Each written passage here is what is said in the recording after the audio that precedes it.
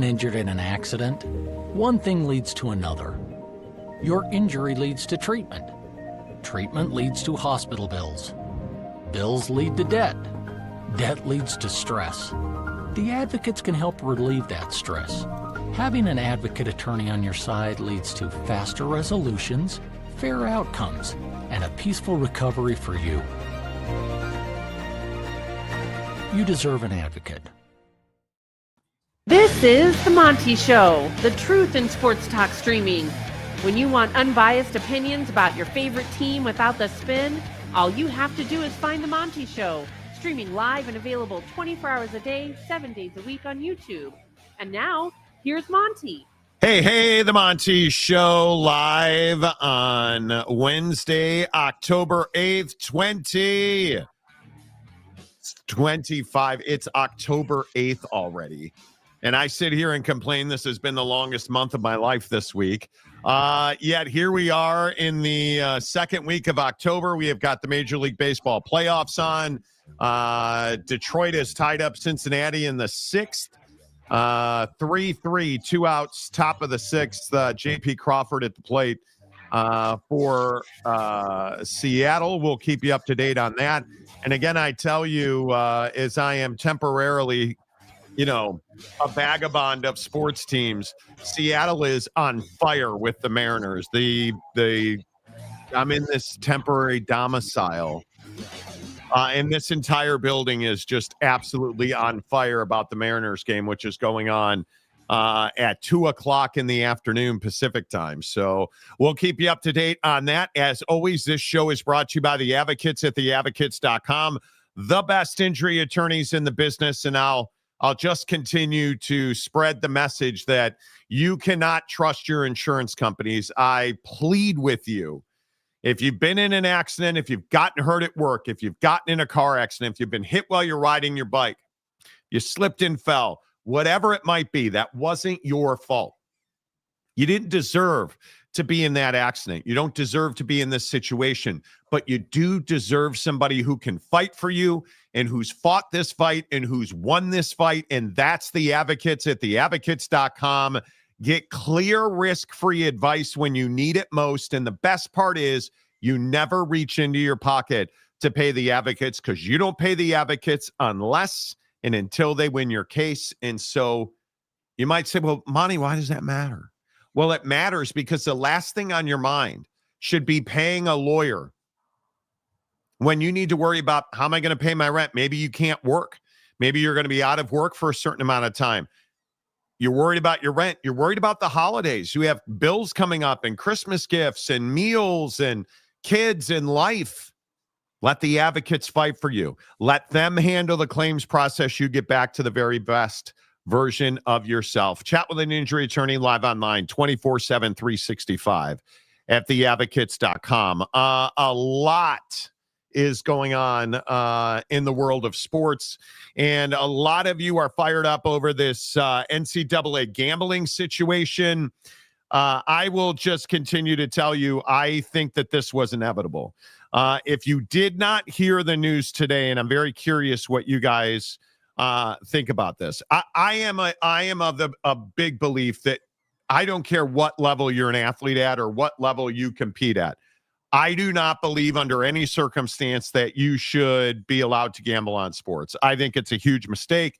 I think it is the wrong thing to do. And the D1 Administrative Committee today has ruled that college athletes can gamble on professional sports. Now, pro sports is the important designation because they obviously can't gamble on their own game. Whoa, we can't have people gambling on their own games. Well, that's inevitable. That's going to happen. And I think the thing that everybody is doing here is they are chasing the dollar. Totally understand that. Money matters. We're going to talk about this Stanford endowment. They got $50 million for football. Today it was announced. Like, I get it. Money's huge. But you're selling your soul for the almighty dollar. And that never ends well. And I look at this as 17, 18, 20-year-old kids who are able to gamble on professional sports, who are going to inevitably make bad bets, end up in debt, and they're going to wind up paying off that debt with their performance on the college football field. Jake, I just don't see a way this ends well. Yeah, well, I just don't understand the precedent that they're just accepting here. I mean, obviously, professional athletes can't bet on professional sports, right? So now you're saying, hey, well, if you're a college athlete, you can, but don't bet on your own game. And I just think it's a weird thing to do. Like, I don't. Like they're, for those people who are going to go to the next level, they're not going to be able to gamble on their sport at that point. Why would they be able to gamble on sports at this point? I mean, I just think it's kind of an odd situation. And we have the sector of college athletics who are on the coaching staffs and the obscure, support staff people who want to be able to do it. And I just think the people who are involved that want to gamble, I guess I just feel like you don't appreciate like what you get to do. I mean, I just don't think it's that much to ask to not, to sacrifice the ability to gamble on your sport or whatever, so that you can be involved in it directly. And that's the thing that really stands out. And I don't know I guess I just don't understand what they're hoping to gain here. I mean, like what was the point? Is this supposed to just solve some kind of big issue? Like, that's what I don't get. Like, why now? First of all, why now? I don't think there's any. It's about getting a payday. It is about getting a payday, and to me, I think that's 100% what this is. I think it's one of those things where you are strictly chasing gambling money. You are strictly chasing the casino, the online sports book. I think that is without question what the motivation is here, because what else could it be? And I think right now, this does not say that athletes can do deals with books or casinos, or that's not what this says. What this says is college athletes can now bet on professional sports, and I think you're just walking into a jackpot. I think it's a huge mistake. I don't know where the chase for money ends. I don't like the private money thing. I think that's inevitable. Again, I think anybody who doesn't believe that businesses take on investors is crazy. NCAA athletic departments are businesses of their own. I have no problem with private money. But what happens is when you allow people to do things that they don't understand the repercussions of, and I don't think there's any doubt that if you put an 18 to 22-year-old in a sports book in Vegas and allow them to bet on the Mariners and Tigers right now, the overwhelming want to is going to be there. That's what this says. And I really hope that we don't see what's going on in the NBA become pervasive, because you are looking at the Jonte Porter stuff or whoever you want to point to. Wasn't Keyshawn Booty involved in something like this? Like, Keyshawn Booty and his 5 emails. Yeah, you look at all these stories, and I just feel like this is that thing where you can't justifiably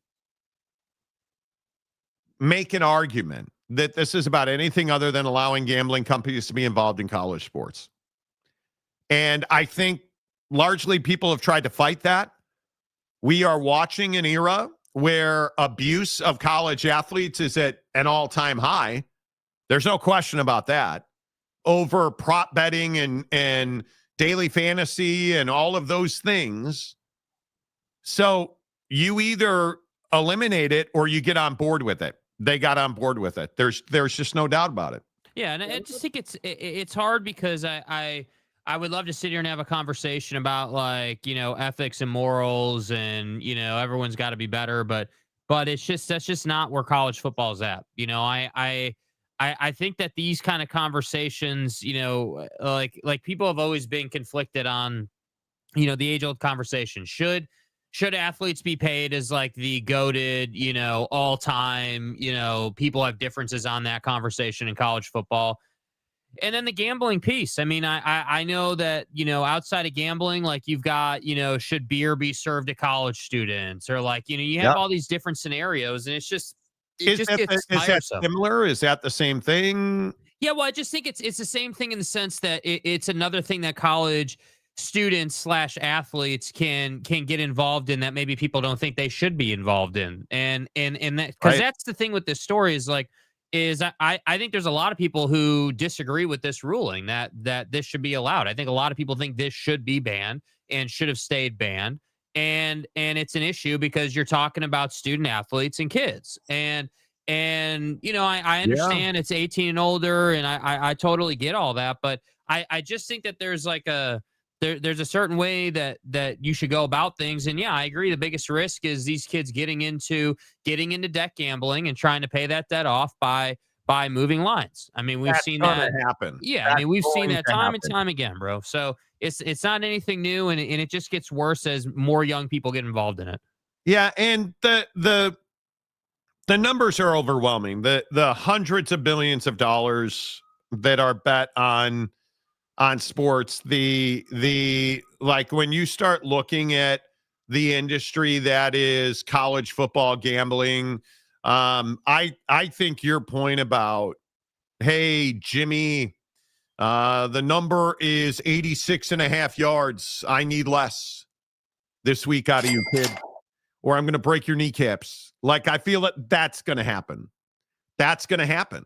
And I hope I'm wrong. I hope that is just not. I hope that doesn't happen. But can we really trust 20-something kids to make good decisions? They don't make good decisions about chicks, sex, cars, The alcohol, speed limit, drugs, SRTs in the state of Georgia. Like, why should we believe? Why should we believe that this will be any different?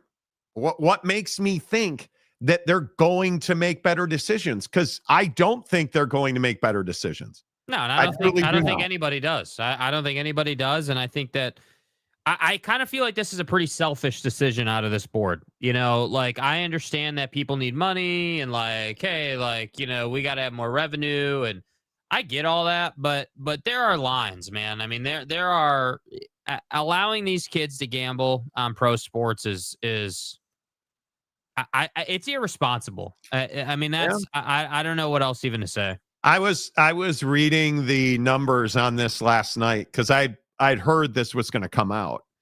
And I was reading the numbers on this last night. Do you guys understand that 2022, $31 billion was bet on college football?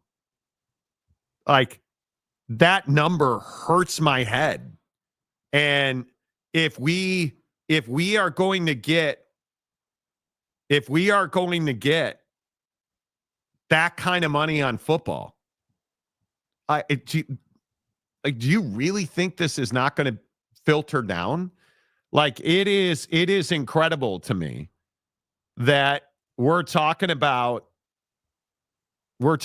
things where the money is out of control. And I believe that number was a combined NFL and college football. I want to get that right. And clearly I have a note on it. But industry projections say $31 billion on NFL and college football. Here are some of the other gambling numbers. In 2019, ESPN found that bookmakers estimated college football accounted for 55% of the total football betting handle. The New York Times in March of 2025 noted that the volume of predicted market trading on college football would be $1 billion. $1 billion minimum for 2025. And they are projecting that for 2025, the total football take will be $31 billion on all things bet football. And you really think that this is not going to get pushed down? And then you start thinking about the fact that this includes college basketball players. How much money does everybody spend on NCAA brackets and pools and the perfect bracket and the CBS and the ESPN and your mom and your cousin and then Vito at the local deli? Hey, give me some gabagool and $20 for this bracket before I break your knees with this lead pipe back here. Right? Like, you think about that. This is a mistake. This is a mistake. And I know we talked about this, I don't know, probably a year ago, I think. I understand that I'm soft on this topic. Everybody, we want freedom. Totally get it. Mm-hmm. But this is not you and I, you and me betting on college football or college sports or professional sports. These are college athletes who are going to be allowed to bet on professional sports that are going to get leverage for their performance on the field. I don't see how that doesn't happen. I don't see how that doesn't happen. Yeah, and they just don't care. That's the difference, is they don't care. And I think that's what's surprising about this is there's no there's no concern. There's no kids might get into debt and that might impact the integrity of the game. And I don't know. We're probably soapboxing it a little bit, but it bothers me. I don't know. I don't know how to spin this one into oh yeah, this is good. This will end up well. We won't have any issues with this. This will be totally fine. How do you feel that way? How does anybody get to that place, dude? I mean, There's more money now in the game than there's ever been. And yeah, college basketball players are more susceptible to this type of thing than a college football player would be, because college basketball is easier to admit or easier to manipulate, and easier to affect. So I don't want the Keyshawn Boutte situation. I don't want that to keep happening to kids, man. I don't want Keyshawn Boutte 71 2 3 4 5 6 7 and 8 at Gmail to be happening. I don't want that, but it is. And that's what's a shame, in my opinion, is that we allow this to happen by creating situations like this through these kind of rulings. Do you think there is demand? Do you believe that the average American, I wonder how many people, what you guys think of this. Do you think the average American thinks gambling's a good thing, a bad thing? Because I'm going to tell you a stat that I think is going to blow your mind. Honest to goodness, I think you guys will be shocked. Jake, do you think the average American thinks gambling is good or bad? I think the average American probably thinks it's bad, honestly. It's not probably. It is a landslide that 43% of U.S. adults say gambling is a bad thing. It is a landslide that 40% of adults asked say that gambling is bad for sports.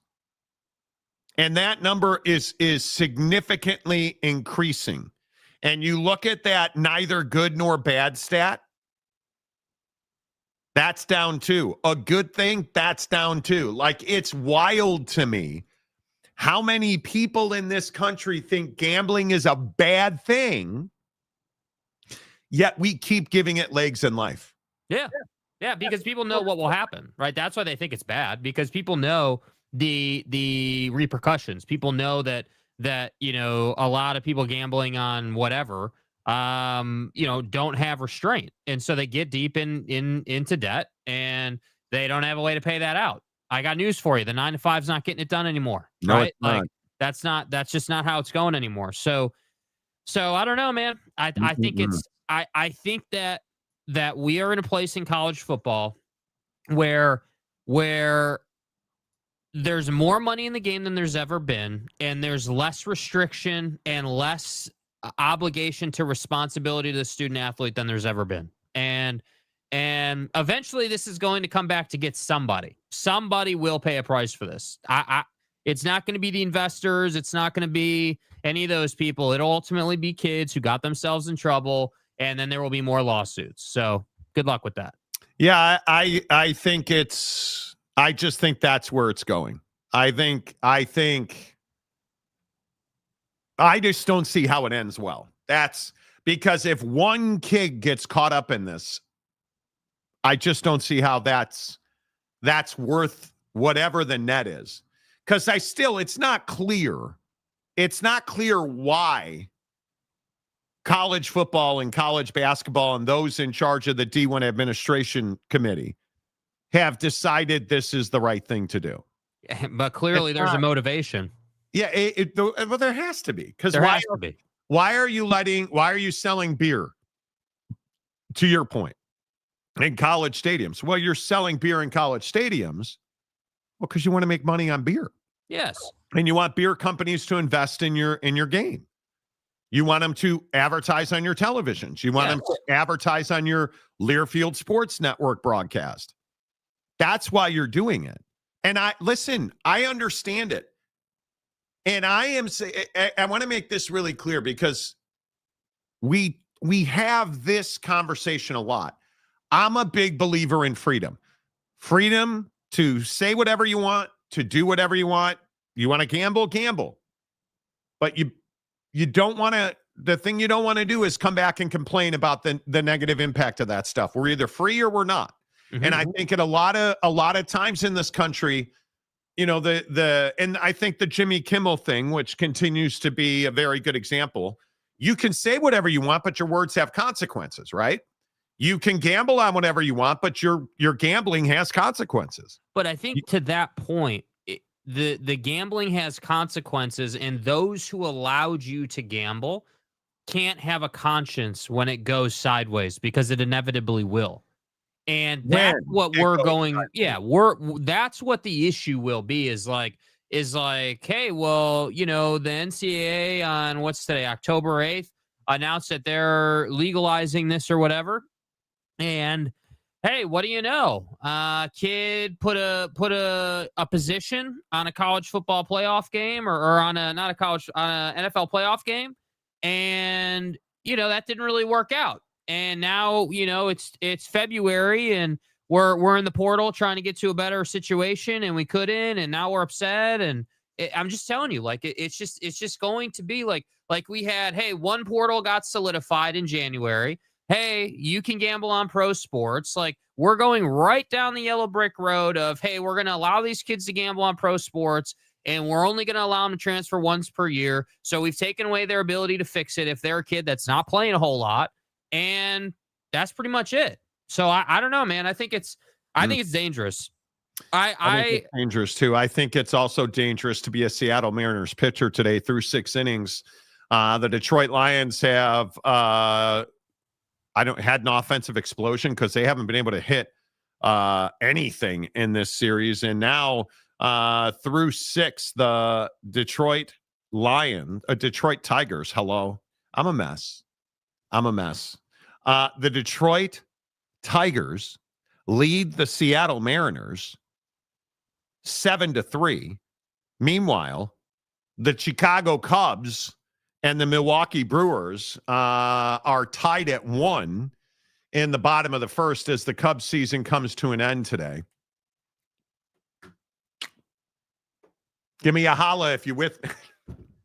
I probably shouldn't. Knock on wood if you're with me. It's frustrating. Priester pitching for the Brewers, and Michael Busch leads the game off with a home run. Now, see, and this is something that really bothers me. Before we get to your comments on gambling, the Cubs are in a pretty much a must-win situation today. So you start Michael Busch. Were you in a must-win situation in Game 2? Apparently you weren't. Apparently, because you started Justin Turner at first base. And your hottest hitter is Michael Busch, who happens to be a left-handed stick playing first base, and you benched him. Like, we can sit here and we could talk about Jed Hoyer, the president of baseball operations for the Cubs. And we could talk about the fact that he didn't spend on pitching and didn't trade for pitching at the deadline. The manager has made terrible decisions in this series. And I'll continue to say, I just don't understand why, when you are in a life-altering moment, you can't remember how to fill out a lineup card. I'll never understand it. And sitting here watching the Cubs game in the background, it's bad for my health, and I really probably shouldn't do it. Yeah, it's funny what happens when you're down 2-0. All of a sudden, your approach is back up the middle. It's not trying to hit bombs. Incredible how that works. Well, and the Cubs lineup. And I don't know, how are you guys into the Major League Baseball playoffs? I'm all about it. I think they've been great. I think it's been a really good postseason so very far. good. Yeah, I think it's been very good. And I think when I look at this lineup, I don't understand why Ian Happ continues to get at bats here.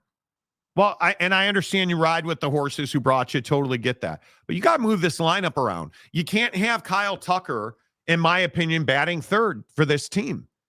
He has been one of your worst bats in the second half. And I think you're only batting him third because you think you're going to wind up paying him $500 million this offseason, which if you do that, you're out of your goddamn mind because this is a 20 home run guy that wants to be paid $500 million. He wants a 10-year deal for $50 million, and I want nothing to do with it. Let him go play for the Dodgers. And hey, maybe being in Los Angeles in Chavez Ravine, maybe playing at Dodger Stadium at Chavez Ravine is going to change his bat. Okay, great. I'm not paying him $500 million to play at Wrigley Field. Yeah, and I'm not paying him $500 million. I'm not paying him $500 million when you spent 3 weeks bitching and moaning that you couldn't hit a baseball to the point where we had to sit you down because you couldn't figure it out approach wise. 3 weeks. And how about 7-8 weeks? 7-8 weeks. Whatever it wound up being. 266, 22 bombs, and 73 RBIs for $500 million. No, yeah, I don't think so, dude. I don't think so. I'm not doing that. And what needs to happen, and if the Cubs lose today, it would suck. It cost me money as a season ticket holder. I made $200 today on this game. And you look at the way that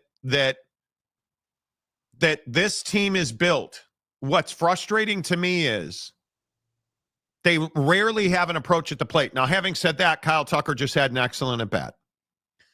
Drew a walk, laid off pitches out of the zone, which has not been his forte lately, but it is the Aaron Judge moment last night. I don't know if you guys saw it. Mm-hmm. And if you didn't see it, I'm sorry for your soul, because the Aaron Judge home run last night was, it might well be one of the single greatest moments I've seen in the last 5 years of Major League Baseball.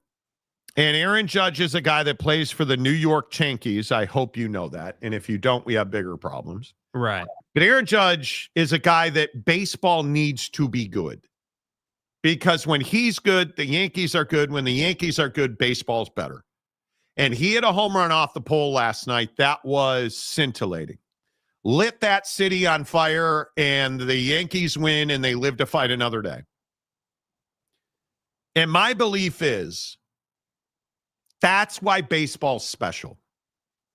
And watching this game today with the Cubs, and again, we give up a run in the first inning because we apparently don't like getting guys out. I'm not certain that that's what Cub pitchers try to do. Jamison Tyone gives up 2 hits, an earned run, and a walk. Okay, which is fine, I guess, because, well, I knew today would be shitty. Tyone, and it is shitty. But should Jamison Tyone even be the arm starting for the Cubs today? No.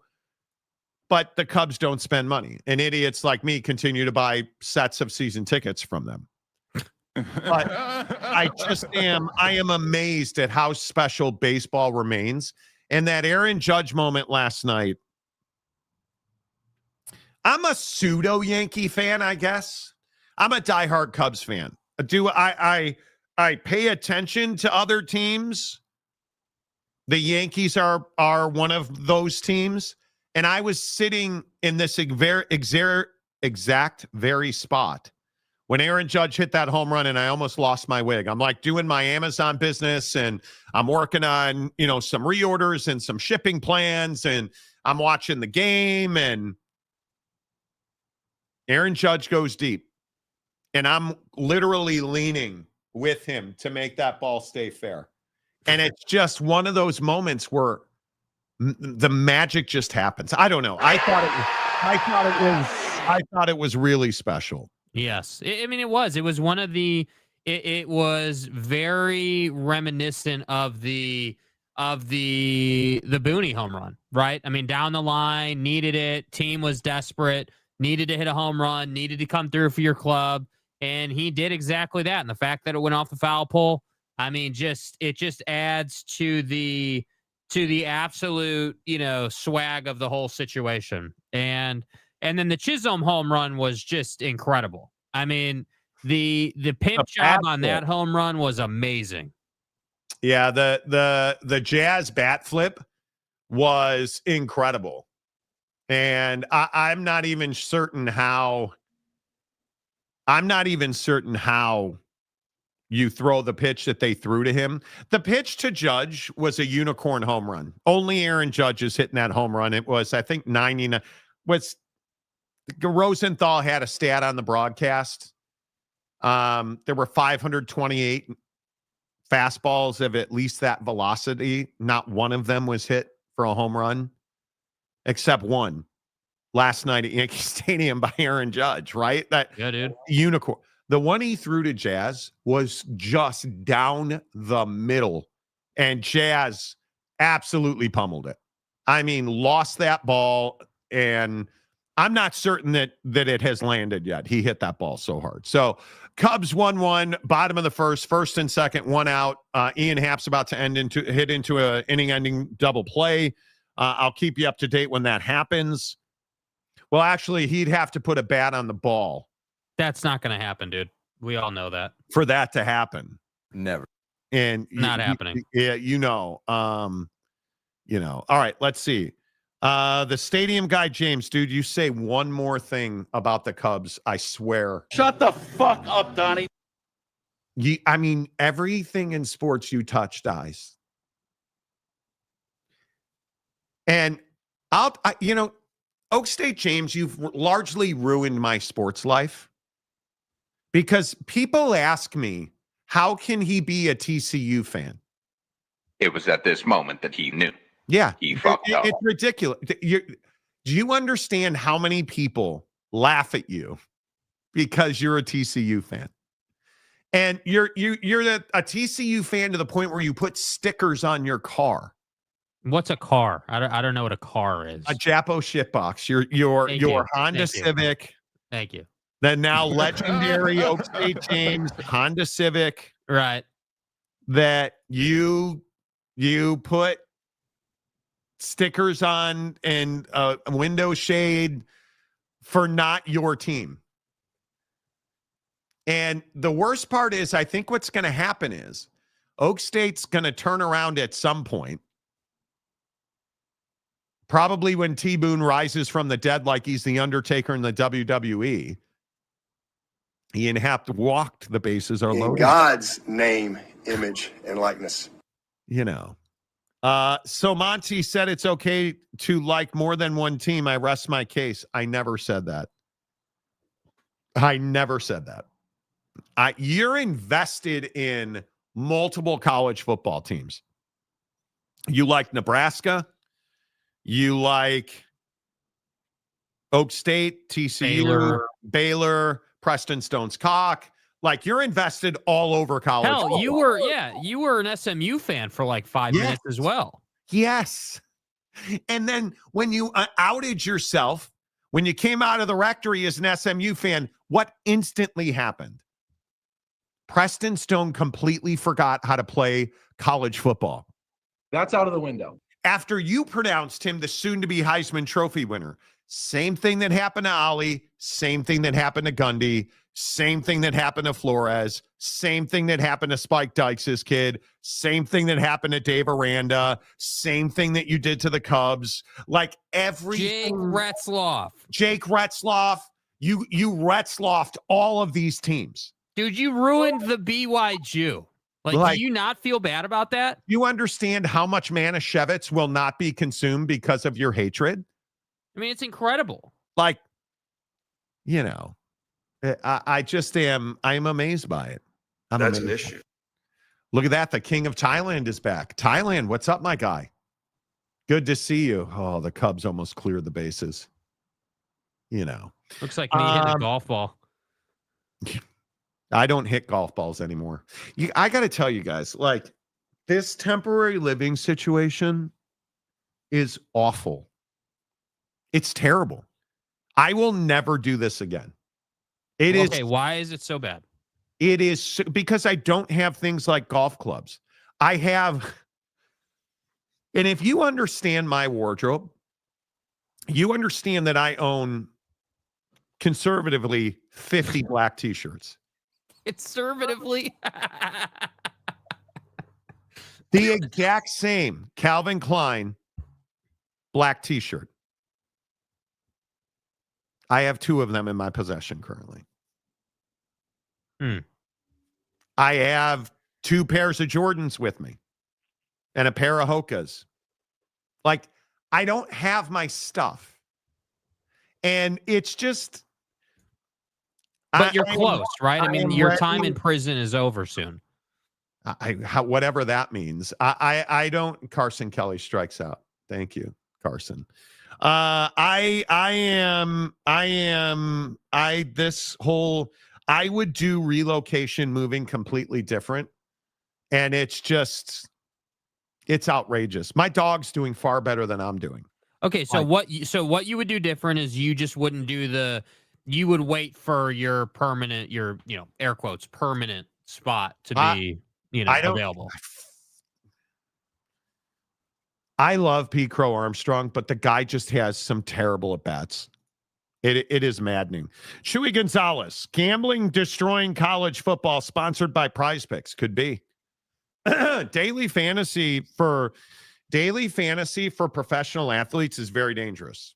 It is. You have to have some ethics. But I think daily fantasy is completely different than going to a Vegas book and betting.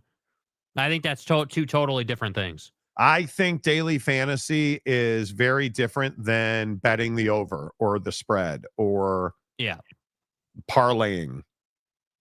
I think it's completely different. It is still gambling, as is the NCAA tournament and your average bracket guy. That's gambling, right? We all try to storytell ourselves, but that's gambling. Big Pontiff.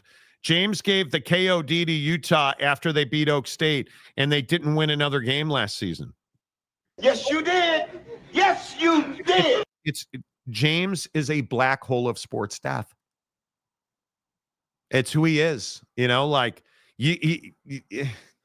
I don't understand it. It's fine. It's fine. Monty hates the 4:30 a.m. dog walking process. I actually love it. I love it. My dog, I have the greatest dog. He's so well trained.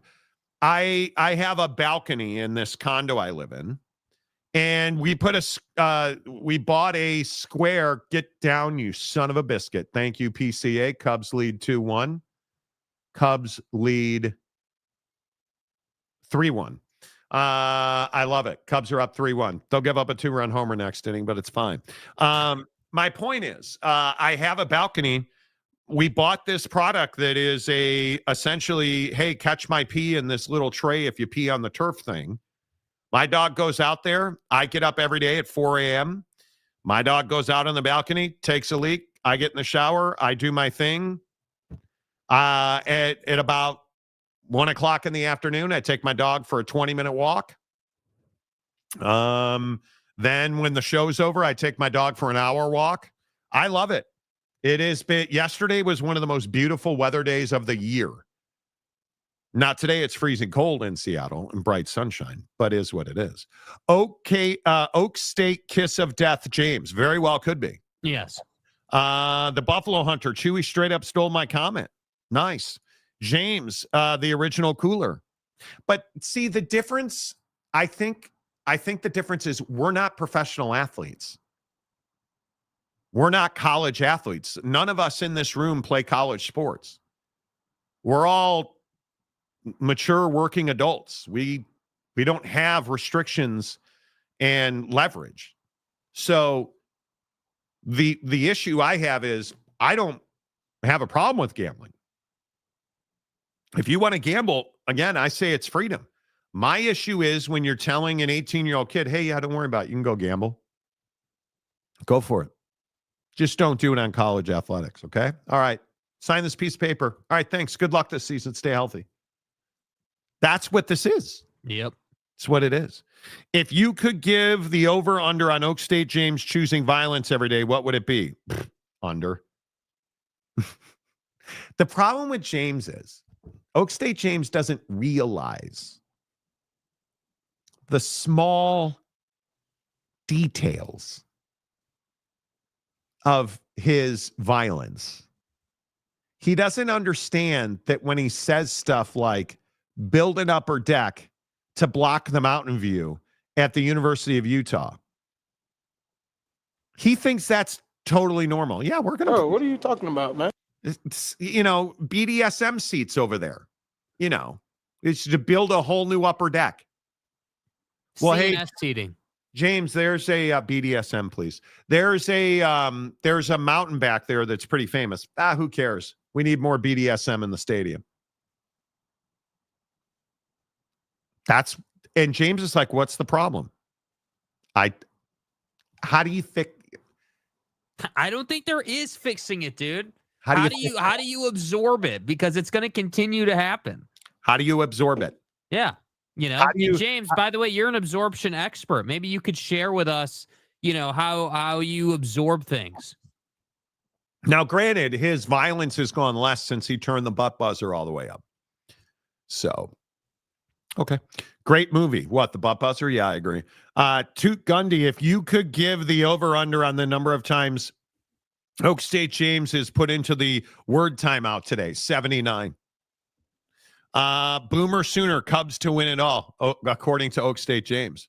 Right. The worst part of this whole thing is James, I'm certain, is a really nice guy. I mean, he's a Texan, and he does eat at Buc-ee's every day, and the Brewers throw a wild pitch, and the Cubs are now up 4-1. Okay. I'm here for it. But I'm certain that Oak State James is a really nice guy. I'm sure whatever this electrode he had implanted in his butthole is really necessary and better for his health. I am sure that every college football fan takes one of their football team's biggest rivals and buys their sunshade and puts stickers on their mirrors and stuff. I'm certain. Well, I've never done it. I'm a Notre Dame fan. Yeah, let me get a USC sticker for the car, Mom. Then again, I wasn't smashing with a Walmart manager who was smashing with a Walmart manager. It really hit me. But again, I am certain that James is a really nice fellow. Anybody that's in with Jake is in with me, and James is in with Jake, and that's why he's not in with me. So we're in a control position. I got Big Daddy Magic taking up all of my attention, bro. So I can't have James and Big Daddy Magic. Yeah, there's way too much rectory nude, behavior in those two. Clark sends me a DM on TikTok right now that says, "Did James kick your dog?" Well, yeah, the proverbial dog. The Chicago Cubs. Yeah, he did. Yeah, he did. Yeah, he did. And the thing about the Cubs, I asked James. Yeah, I asked James to swallow it. Like, okay, bro, what am I supposed to do with that, dude? Sucking a ding dong. The biggest load that we've seen. What I have to say. What am I supposed to do with? I had him swallow it. And pardon me, I'm not a nice person. Clark, did James kick your dog? How is it that every show we wind up talking less and less sports and more about James, quote unquote, smashing the Walmart manager? Well, that's the issue, isn't it? I'm not saying it's a bad thing, because anybody smashing a Walmart manager makes the show better. Bro probably did it in the home and garden section. But based on the picture that we saw of James and that grin of his that Jake forced upon us on the show, I don't want to see that grin smashing anybody. Human or non-human? Love the show. Great job. Biologics. You know. Okay. Dude that abides, James, please become an Ohio State fan. Okay. There you go. You can help Michigan fan. Did you? No. And look, the fake James, who again, now in his avatar has a TCU logo. I am a current doctorate of nobody cares. Nobody cares.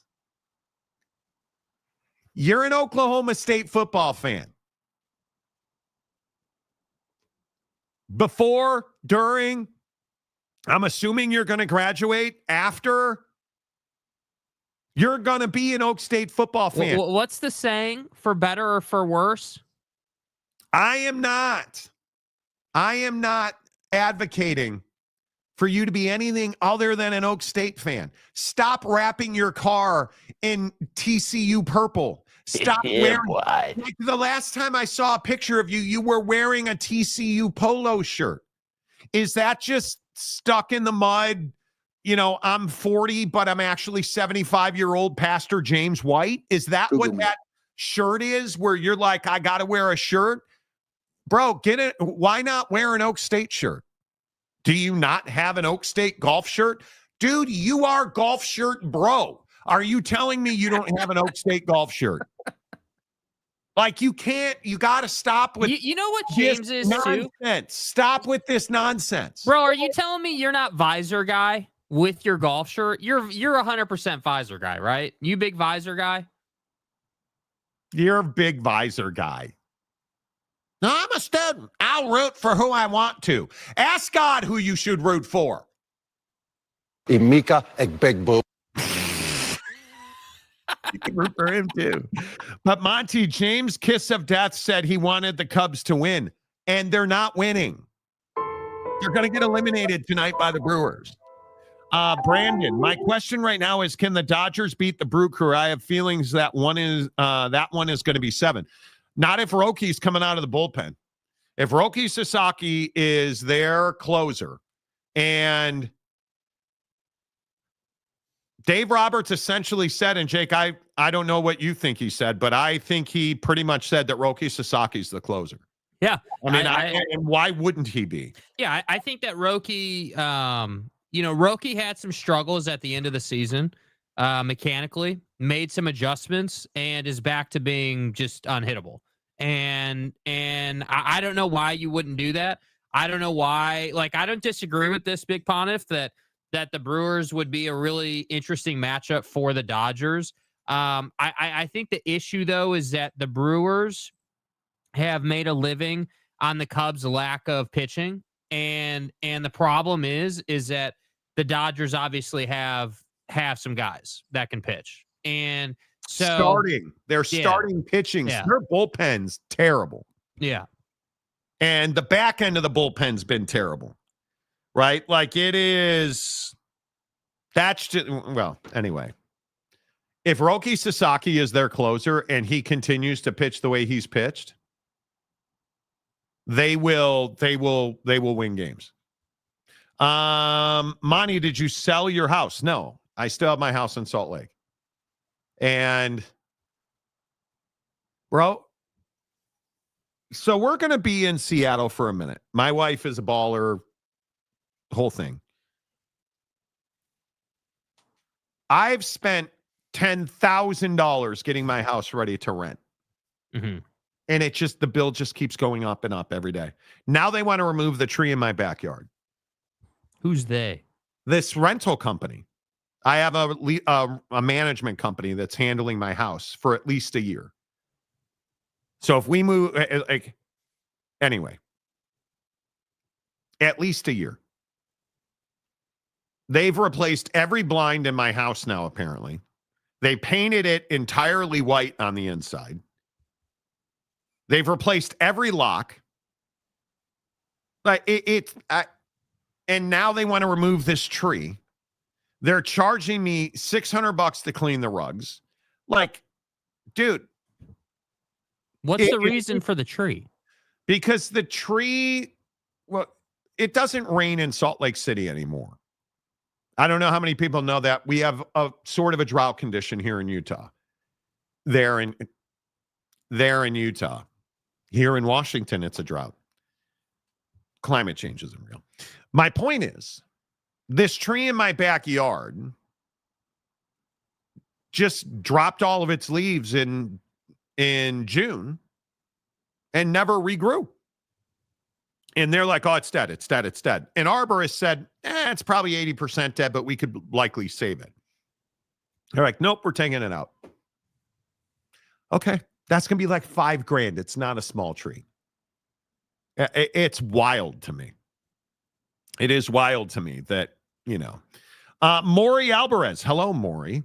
Good to see you. James, my cousin has been a Utah fan for his whole life and went to BYU for grad school. He was the only BYU student rooting for Utah in the Holy War. You don't change alliances because you go to school somewhere. You just don't. It's weak. It's the weakest of the weak. Joey B. Monty getting taken to the cleaners by property management company. You're not wrong. It's a joke, dude. It's just, I think the tree removal business is a racket. That, just make no mistake about it. The whole thing is a racket. It's wild to me. You're getting the redwood tree treatment Taylor Swift style. 100%. 100%. It's brutal. It's brutal. Inning over, Cubs up 4-1. Jamison Tyone back to the mound for the Cubs in the top of the second. 4-1. Cubs lead top of the second. Brewers lead that series 2-0. And if I am being honest, of course I want the Cubs to win this game because I want the revenue from another game because the tickets are already sold for tomorrow. So it'd be great if I actually realize that revenue. But if I'm being honest, I want the Cubs to lose this game because I want there to be real substantive change on this Cubs roster. And the only way that if they win this game and then win this series, that's great. I want to see them go on. The Cubs are not a World Series team. No. They have some bats, certainly. But you look at the Phillies Dodgers, what is that, game 3 tonight with the Dodgers up 2-0. You look at the Yankees. Look at the Schlitter. Look at the absolute sensation that is Cam Schlittler and how amazing Aaron Judge's home run was last night. You don't have that with the Cubs because they won't pitch a kid named Cade Horton. They don't want to pitch him. And for me, it's better for the Cubs to get public pressure for the lack of movement at the deadline, in my opinion. Mm-hmm. That's what's better for, in my opinion. Yeah, and I just think that they have the money and they just refuse to spend it. And it's frustrating as hell. Yeah, it's frustrating. Tigers are up 8-3, bottom of the 8th, 1 out. In Detroit, that series would be, if that comes back, bro, if that goes to a game 5, I mean, that's going to be one of the best game 5s that we've seen. Because I think that series, largely, in my opinion, that series has been, it's been dictated by poor play from the Mariners. Today is Randy Arozarena botched a ball in the outfield that led to that big explosion from Detroit. Detroit took advantage. Arozarena fields that ball, and he's actually botched 2 of them today. If Arozarena fields that ball, that probably doesn't happen. But if that comes back for a game 5, that might be a game I go to. So, but that'll be Friday, and hopefully I get the condo on Friday. Bigfoot Duck, find you an old logger, and he would cut it down for you for $200. I wish. They're talking about like $5,000 to cut that tree down. $5,000 to cut that tree down. And probably find you someone to buy the wood from you. It's so annoying. What do you mean go blue always? You're the guy who's in here rooting for Michigan State, douchebag. Yeah, and Central Michigan as well. Are you out of your go blue always? You're out of your mind. You're out of your mind. It is, come on. TJ Beck, Tito, Jasmine, Beckwith. I'm running out of TJs. Bequeath. The what? Bequeath. Okay. I have no idea what you're talking about with queefing, but that's up to you.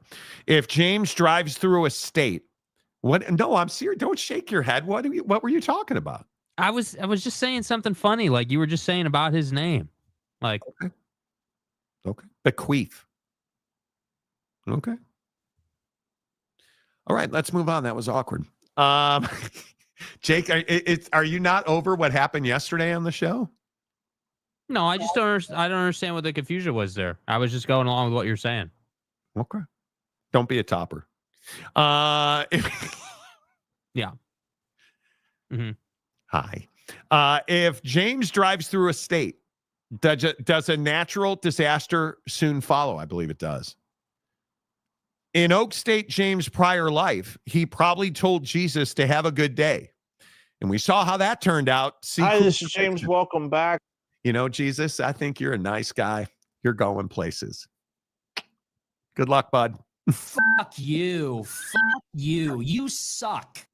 Did we just tie Oak State James to the crucifixion of Christ? I pray for moments like that. Oh, that is a new one. Thomas B. Queefer. Thomas B. Queefer. I like it. I don't think we can go with that one. TJ, the James. There you go. The real James. Back with. If you think that's bad, my uncle had his tree cut in LA area. They charged him $12,000. Dude, it's ridiculous. It's I home, Monty. Yeah, hey, Monty, we got to buy, all us millennials got to buy houses. Yeah, what happens when you max out your Home Depot card? Jerky. I'll just get my own chainsaw and die. What's your name? James.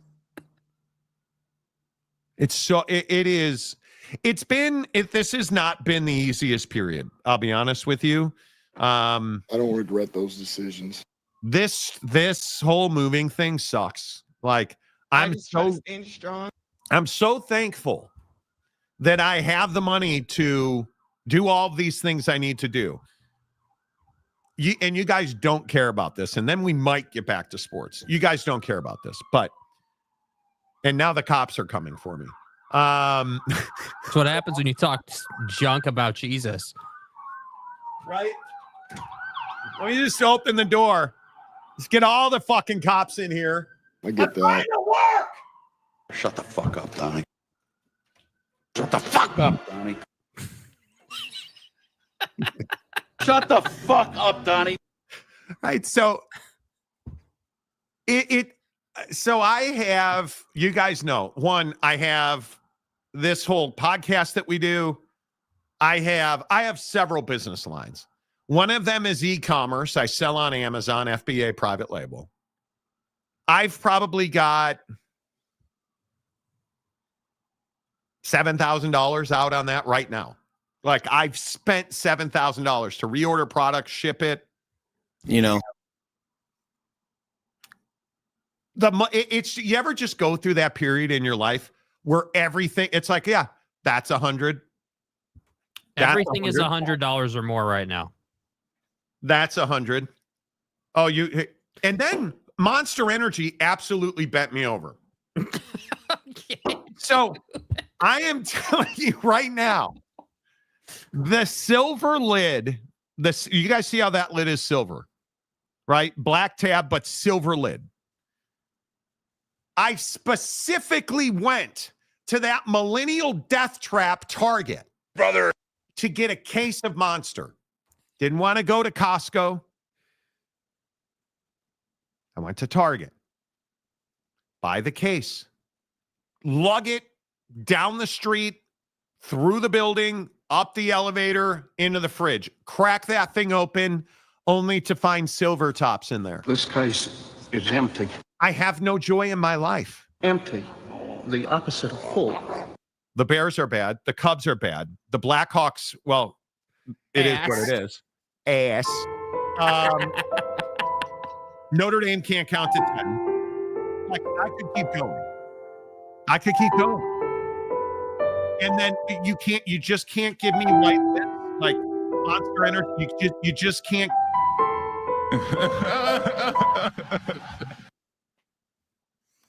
No, and then Liquid Death. See you next Tuesdays over there at Liquid Death. You can't get me a big deal day. You can't get me a prime deal day deal. Oh, well, just take the O out of count, you know? What Liquid Death, you guys take the O out of count every day. With your $7 million. How much is that case of Liquid Death? That'll be 100. How about that small can? That'll be 100. Right? Like ipso facto, it's money. Bro, can I just get a prime big deal day on Liquid Death so that maybe since James murdered Christ, I could get the tears of Christ in the can of Liquid Death and have just a small amount of joy. It's a perfectly calibrated recipe for maximum personal achievement. No, that's not going to happen, Monty. Sorry about that, Monty. Jesus, biggest kick in the balls you'll ever get. Jesus ain't got no love for you. So now we're back in Avion, the original Tears of Christ, pouring it into my scepter over here. And, you are what you are. And I just, at least Bucked Up. See, like I can always count on Bucked Up, you guys. Bucked Up has creatine monohydrate, $13 on Prime Big Deal days. And it's very powerful. I bought 5 of them. 13 bucks. Absolutely. Absolutely. But it just feels like everything's $100. Because it is. It is. It's outrageous. Baylor is going to be shitty now that James endorsed Baylor. That was last year. Did he not tell us Baylor was going to win the national championship? Yeah. Now they're already done. Monty referring to Monty in the third person today. He's off the rails. There are just some days like, and the hardest part, real quick, last story, then I promise we'll talk football. The hardest part about selling on Amazon is Amazon. So I'm right now I am currently selling toys. One of my main fourth quarter products that I'm selling on Amazon is a toy. And they require you, obviously. That's a ball. That is not a strike. That's $100. It's not a strike. Fucking ticks me the fuck off. That's a ball. That is a ball. Tap your fucking helmet, Bush.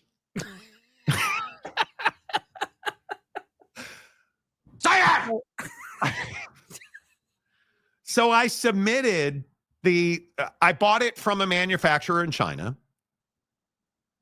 I bought 200 units of it as a test run.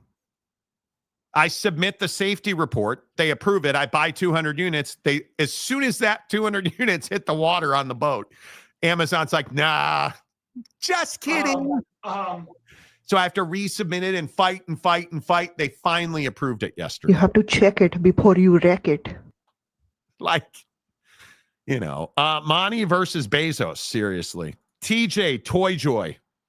Okay. This is a family program, brother. Dude, TJ, Toys and Junk. There you go. King of Thailand. What kind of toy are we talking about, Monty? The cat. Ask your mom. The Monty stories, love it. So good. And I'm not trying to be like complainer guy. I have a really good life, you guys. I have a really good life. It's just expensive. I don't root for Baylor. Dude. Oh. Hey, I'm challenging that, okay? I'm tapping my head. That's an absolute BS statement, okay? What? Bro, what? You sat here last year, I'm almost certain.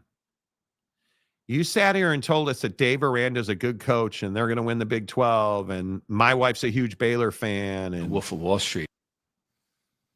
You straight up did that on this show. And now you're like, don't text me during the show. Literally, I've got 3 text messages right here. What products are you selling on Amazon? Doesn't make you feel responsible. I want to leave you a review. It'll get suppressed. I have so many reviews. As you can see, there's not much hope for you left. They have been suppressed by Amazon. I have 1 review on one of my products, and my product is doing really well, but it would be doing 5 to 6 times better if it had reviews. It's got 1 review because Amazon keeps hiding my reviews. Anyway, James, the crucifix of James, you said, "Oh, my wife's a Baylor fan, Monty." It's why we got together, because she's a Baylor fan, and I'm a TCU fan. Yeah, and they call me Horny James for short. Just saying. You know, James needs to change his name to Big 12 guy James. Well, and you need to change your name to Michigan State Sparty guy Wasikowskinator. Imika Egbegbo. You got to be happy about the Tigers. I mean, you got to be thrilled about the Tigers. Stadium guy Pinocchio James. Oh my God. King of Thailand, James the Kiss of Death brought him a butt buzzer. Yes, it did. Janus. Johnny Gonzalez, Monty is wearing a red shirt to show us what color his ASC is while watching Cubs with James in the chat. Well, there you go. It's a quarter zip. You guys don't like my red quarter zip? People were accusing you of being a Utah fan because that's what you were wearing today. Earlier in the show. I mean, I can go change it. I can't put on another black t-shirt. Both of them are dirty, but I can pull the Big Daddy magic, you know? Dude, I can get you a quarter zip. Yeah. I can get you a quarter zip. Gumby says stadium guy at Big Boo. Exactly. Yeah, right? Imika Egbegbo. Oh, look, the red shirt looks good. Okay, so that means it looks bad. That's what you're saying, because it's always the opposite of what you say. You know, the funny thing is so I don't have my scale. I can't weigh myself. And the gym in this building that I'm living in does not have a scale. So I have no idea if I've lost weight, and I certainly have. Yeah. But it is so strange. Like, this is so utterly too big. I shouldn't do this. This is so utterly too big, you guys. Like, look at, like, I mean, I'm swimming. I'm swimming in it over here, man. Like, it's absolutely outrageous. I'm just in a weird space in life. Do you guys ever go through that where you just feel like you're a little left of the center line, and you're like, you keep trying to drift back to the middle, and you're just a bit off. You're just a bit off. That's what I feel like right now. The only great thing I love about this temporary condo I live in, the internet is unbelievable. 2.5 gigs up and down. Other than that, okay, one more, and then we got to talk football. I confronted the smoking guy. Did I tell you guys about that? Yeah, you did. Yeah. So I threatened to sick James on the Washington Huskies. No, I'm kidding. So I told you guys, dude, I live, like, the party patio on this condo tower is right outside my windows.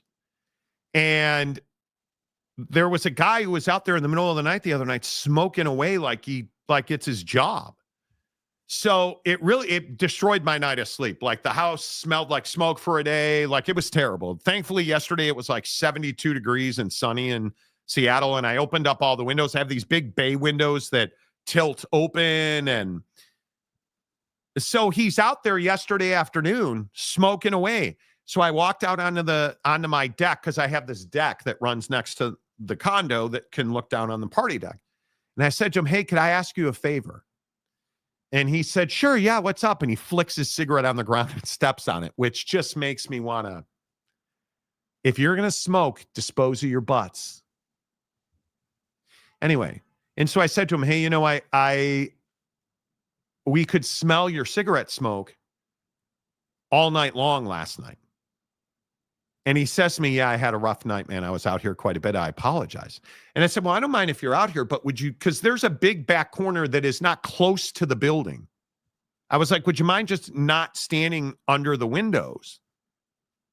And he's like, yeah, no problem. I'll go in the back corner. And he's like, super nice. And he was asking me, and when we were done talking, he said, and hey, I want you to know, I think it's really cool. You were cool about this. He's like, I can't remember what he said, but he said, thanks for telling me that you had an issue with my smoking instead of being a dick and calling security. Because there's like a small army of security dudes that guard this building. I'm sure. And he was like, yeah, thanks for not calling security. So it actually worked out to talk to the guy about the smoking thing. How have the people been generally since you've been there? Oh, it's dude, I will tell you the thing that I love, is that I live in a major city now, and it's phenomenal. By the way, I want to let you know Detroit has won that game's final. It's 9-3. They will come back to Seattle for a fifth game on Friday, which is going to be phenomenal. It is absolutely going to be this town, you guys. For those who didn't know, I moved to downtown Seattle for a period of time. And this town is on fire with the Seahawks and the Mariners. That game with Tampa the other day at Lumen Field, I can literally look out my window and I can see Lumen Field and Safeco, like right there. This town is alive with the Mariners. And the fact that Dumper and the boys are coming back home, I think is going to be it's going to be really good. And I'm curious, that game is in the middle of the afternoon on Friday. What do you want to bet this town is shut down on Friday to support the Mariners? Hey, I would almost guess. Monty, I know we didn't talk about this, but I think we're going to have an internet outage that day. I actually don't know. And I was going to bring this up tomorrow. I don't know if I can do the show on Friday.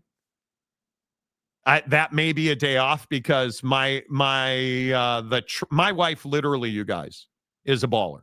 Mm-hmm. He is a corporate bigwig, making that money, Yeah. Gravy training and riding the coattails and whatnot.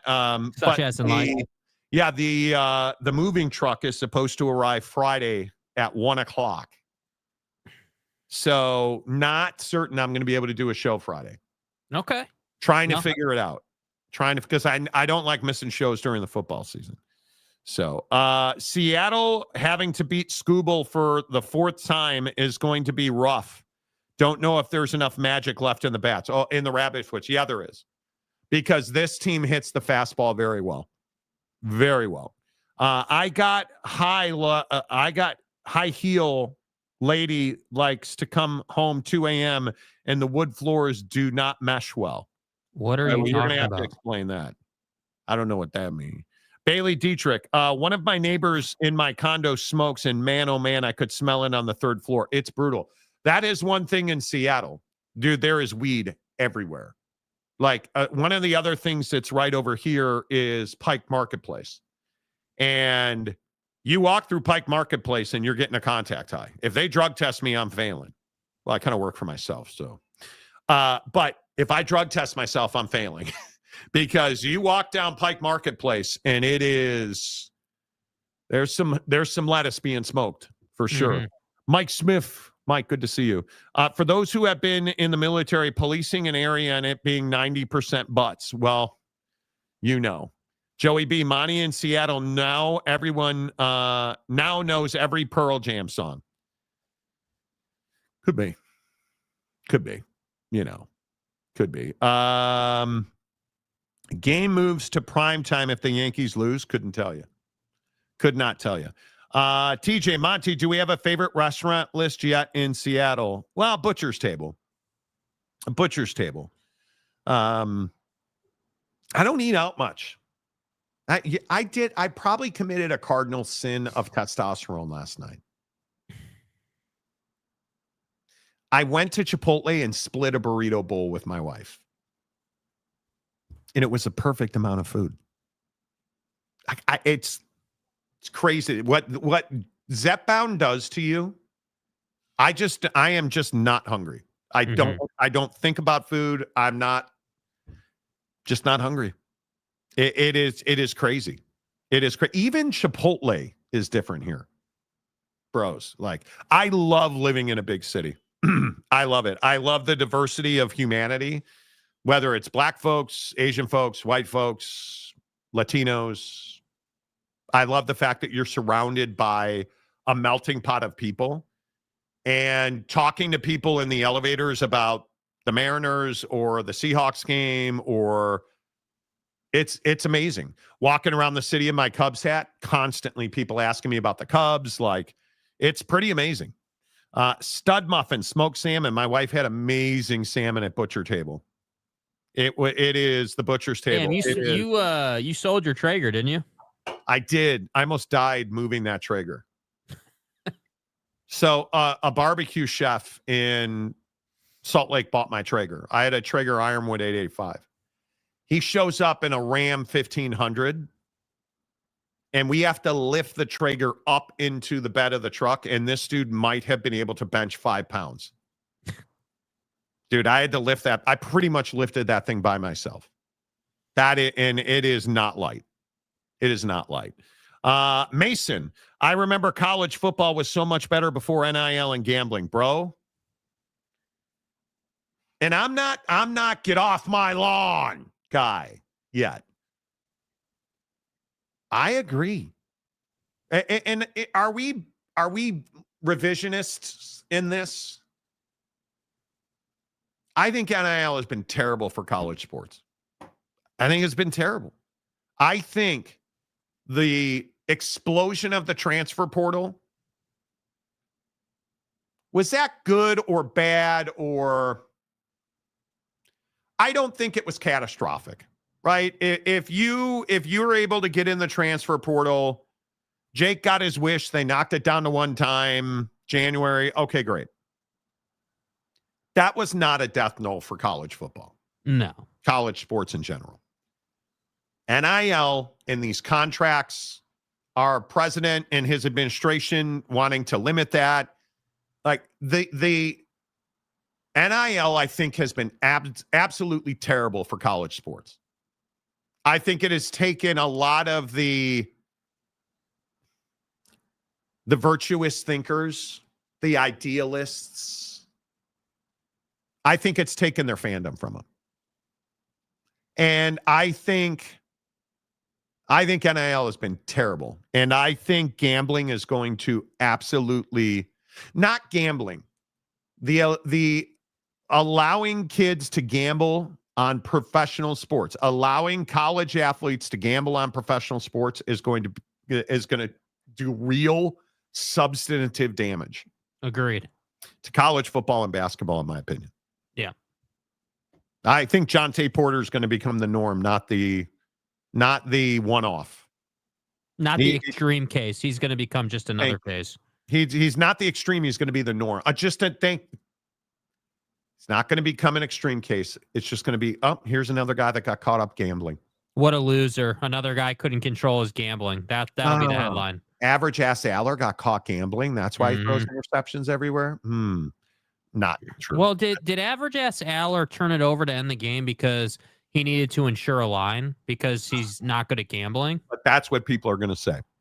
Yep. That's what people are going to say, whether you want them to or not, right? That's where we're going. And if you're just tuning into the show, thanks for being here. We really appreciate you participating. Make sure you hit the like button. Do I even want to look at the like? No, we have had over 1,000 views and we have 37 likes. Be better. Be better. Do better. Hit the like button, please. It really helps the channel grow. Would love to get to 200,000 subscribers. I think we're at 180. We're just short of 180,000. Let's see. Bro, the text messages of you guys, I've now got 5 text messages. Hey, bro, what products are you selling on Amazon? Are you guys into e-commercing? Are you trying to figure out e-commerce? I love it. I think it's the way. Honestly, I think it's the way. But I don't know. We are at 108. Oh, we're at 180,800. So 19,200 subscribers to get to 200,000. Knock it down. If you hit the like button, it really helps that happen. So please do that. Is gambling going to destroy college sports? If you're just tuning in here on the Monty Show, presented by the Advocates at theadvocates.com, I think the answer is inevitably yes. And that's because the D1 Administrative Committee has approved college athletes to bet on professional sports. Now, this has to go through the D2 and the D3 committee to be ratified, which it is expected to be. But this would allow college athletes to bet on professional sports unabated and without limitations. And my biggest gripe here is you're asking guys who are already entitled and immature. And when I say entitled, they're bulletproof on the field and on the court. They're not bad people. They don't think everything's owed to them. No. When you are playing major college sports, and especially if you're in football, if you're one of the top 22 guys on pretty much any P4 roster, you're probably the best athlete in your high school and maybe one of the best ever in your high school. So you are entitled. You feel like you just can't lose. You can't be beat. You're bulletproof. And so you bet on the NFL game because you play football. You know the NFL. And then you lose and you lose and you lose. And now all of a sudden Mario and Tony showed up at your apartment door and, hey, 2 holes. You owe us like a grip. You owe us 10 grand. Well, I don't have it. Well, we're going to have to break your kneecaps. Oh, come on. What? Give me some more time. I'll give you time, but here's the thing. Saturday against Ohio State, we're going to need less than 67 yards rushing. But guys, that game's for the college football playoff. Less than 67 yards rushing. Your knee's going to get sore, or it's really going to get sore. You picking up what I'm putting down here? That's the stuff that's going to happen. Because we've already seen it. Hey, you know what? I'm going to need, if you'll score less than 18 points, and really if we can do less than 32 points, rebounds, and assists, I got a grip of bread for you. I got $5 grand. That's what's going to happen. You know how I know? Because what's the best indicator of future activities? The past. Past activities always are the best indicator of future activities. And we've seen it multiple times. We've seen it with guys who make tens of billions of dollars to play in the NBA. And I'm just telling you, I don't think there's a way that this ends well. And it's different for us. It's different for all of us out here. Again, this is why I don't have any problem promoting Prize Picks. I think it's a great app. I think it's a great game. But it should not be utilized by professional and college athletes in any sport at any level. I don't think you should do that. And I think you are asking for trouble and you are setting guys up to fail when you do that. I could be wrong. Taco juice, for some reason, that gets me all horned up. Okay.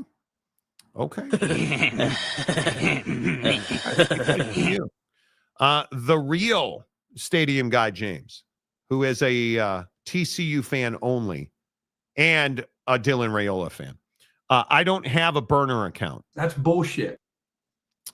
Mason, the refs being incompetent and inconsistent is the reason why, people. Well, there's something to that. Eric on Twitter says gambling is destroying everything. But is it? There's a lot of people. Oh boy, Pete Crow Armstrong, and some people are upset. I didn't see what happened here. He got called out on a check swing. Ooh. Man, he's pissed. Craig Counsell just said enough, Pete. Did he swing? Yeah, you swung at the ball, Pete. He absolutely swung at that, in my opinion. Anyway, I don't think gambling's destroying everything. And I wish people could understand. Gambling's not the problem. Alcohol is not the problem. Weed, heroin, not the problem. Its availability is not the problem. You either want to be a free society or you don't. And the decisions we make all have repercussions. They have consequences. There's a reason that I have never, not one time in my life, smoked weed. I don't do drugs. I don't smoke cigarettes. I don't even smoke cigars. There's a reason that you don't see me betting over-unders, betting point spreads, betting lines. I might do that once every 5 years on a Vegas trip. But there's a reason you see me playing Prize Picks. I can control that. It is almost impossible for it to get out of control, and I'm never going to wind up in debt over it. There's a huge difference there, right? The natural, bad idea. Last thing you need is these dudes getting in big debt. And you know it's going to happen. That's exactly right. That's exactly right.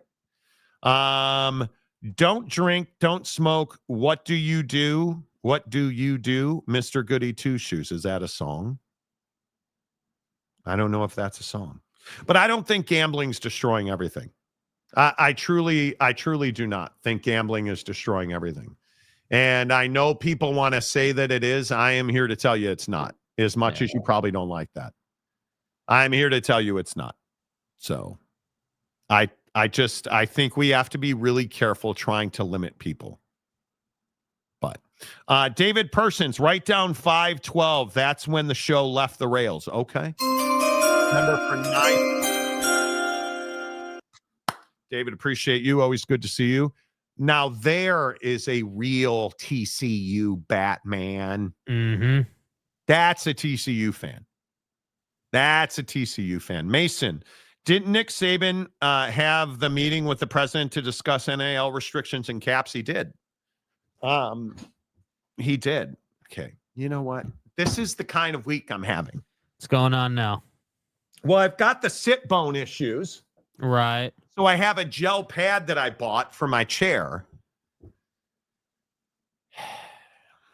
And it was just all twisted. Do you guys see what we go through to put this show on for you? Like literally. TJ, 2 Jakes. Okay. 2 Jakes. Okay. Speaking of putting things in a bad light, what do you guys make of this story? Because it's coming. We coming. Do you guys want patches on uniforms? This is going to happen. And you know how I know this is going to happen? Oh, that's right. I told you last year this was going to happen.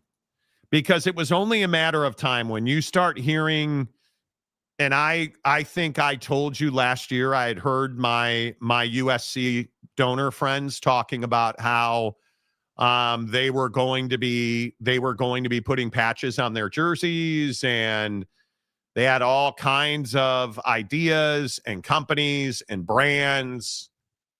I had heard SoFi was very interested in USC football. I had heard all kinds of different names being interested. And so you start to understand this was inevitable. I don't love it. I'm a traditionalist with Notre Dame. And as a diehard Notre Dame fan, you know, that's my one college football team. As a diehard Notre Dame fan, I'm not even sure what patch I would like to see, or what patch would I find acceptable? You know what I mean? Like, I don't even know where I would go and be like, yeah, I don't mind that. I don't mind if Notre Dame has a jersey partner. I mean, I that's going to be, in my opinion, that's going to be a multi-million-dollar deal. Yeah. That'll be an eight-figure deal. And I don't know where you even go with it, right? Because what would you guys like? Who would you even put on? Again, I say Notre Dame. I don't even know who you would put on a Notre Dame jersey.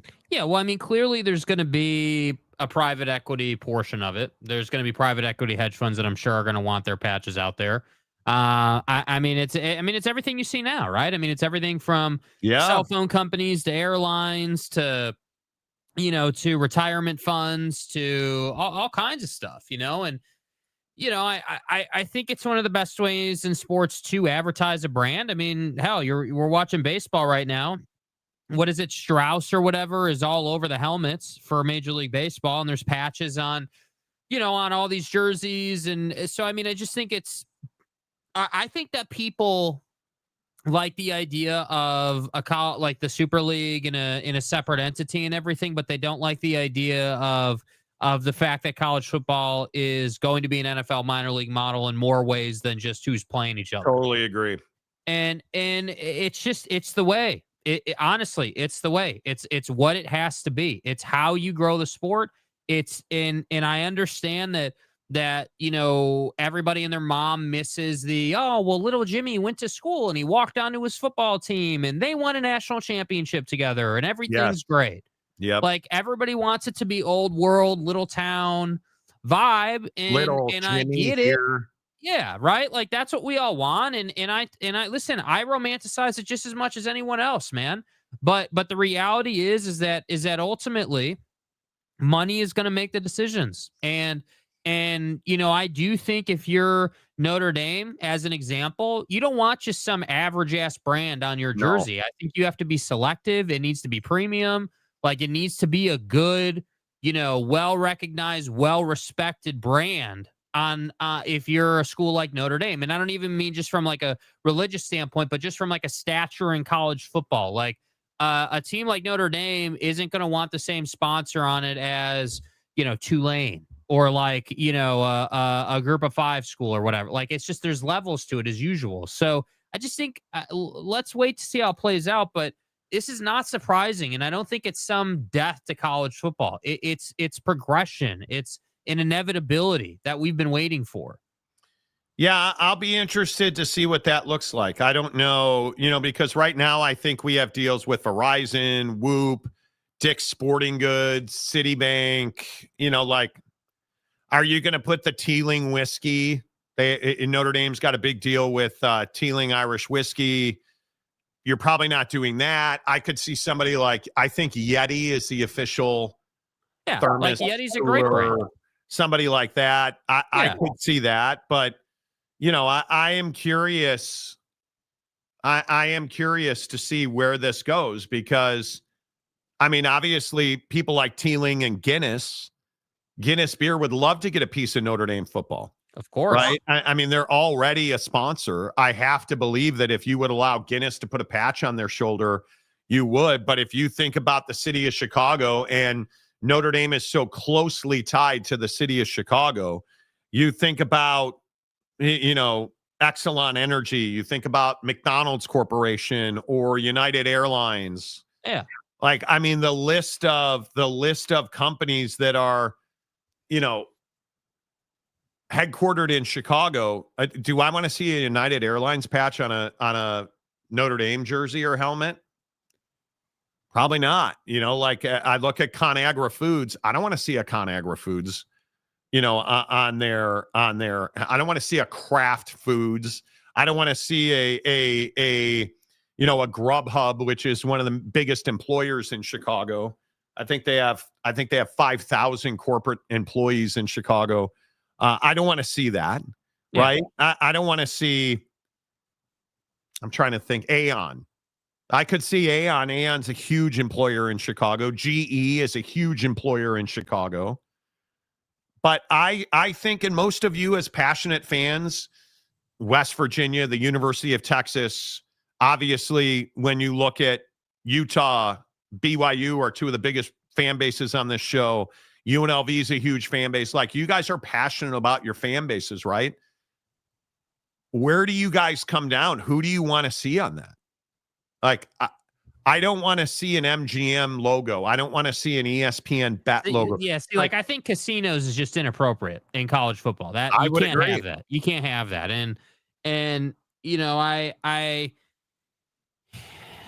don't know. This whole gambling thing kind of opens up a Pandora's box of like, how irresponsible do we want to be as far as the message we're sending through kids playing college football. I mean, that's the thing. But is there a difference?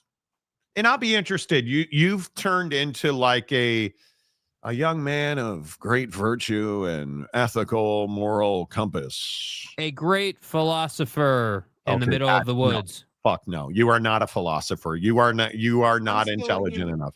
Yeah, you have like a 13 IQ. Let's settle down. But my point is, I said you have okay. You're not smart enough to know that's a low no. Okay. Anyway, that was you calling me stupid. My bad. Sorry. See? My bad. My bad. Sorry. I'm proud of you.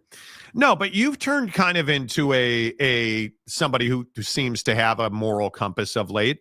Do you draw a distinction between MGM, any gambling company, and allowing college athletes to gamble on pro sports? Is there a distinction? Is that a blurred line? Well, I think now that you're allowing them to gamble on pro sports, you've eliminated that line, right? I mean, if we're going to allow them to gamble on pro sports, you've opened the door for MGM to be on their jersey. But no, I don't think they should be on their jersey.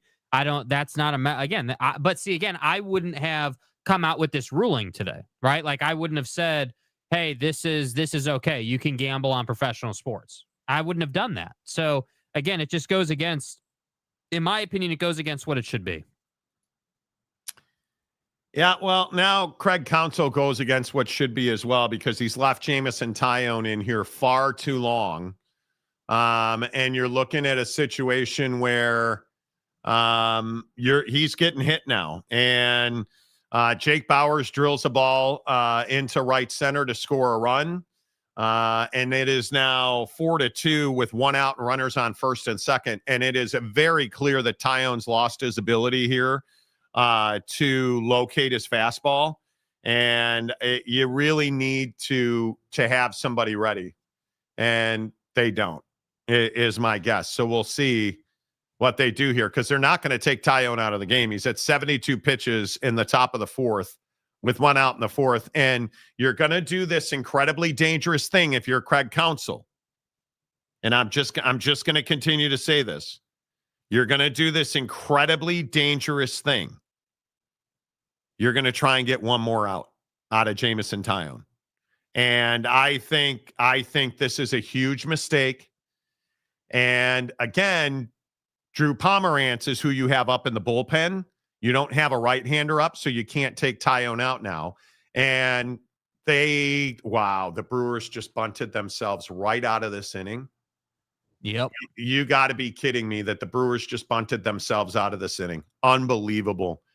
The Brewers had runners on first and third with one out, and they tried. I need to see the replay, but I would think this is a suicide squeeze, Jake. No, I think it. I don't think it was. I think it was safety because he tried to get it.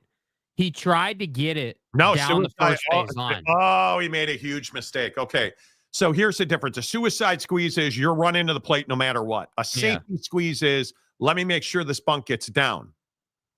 The base runner did both. He took off sprinting and then tried to stop, and it's too late. You can't stop halfway home. Because he was out by like probably 5 feet. He was out, but you got to make Michael Busch. They bunted the ball at the first baseman. You got to make Busch make that play. If you're going to go, you got to go. You can't hesitate. Yeah. And it is worked out to a certain extent now because you have two outs and runners on second and third. And you have got to have some balls here if you're Jamison Tyone for the Cubs. Yeah, you got to have a strikeout here. Throwing spinners in the middle of the plate. Right? I mean, I am. Look, I like Jamison Tyone. But he's a 3-inning arm this postseason. And you've gotten 3 innings, and you chose to bring him back out here in a game. I'd remind you, this is an elimination game for the Cubs. And Jamison Tyone got him to ground out to Matt Shaw at third. Boy, the Brewers messed this inning up something terrible. Yeah. I mean, this is a huge fundamental mistake.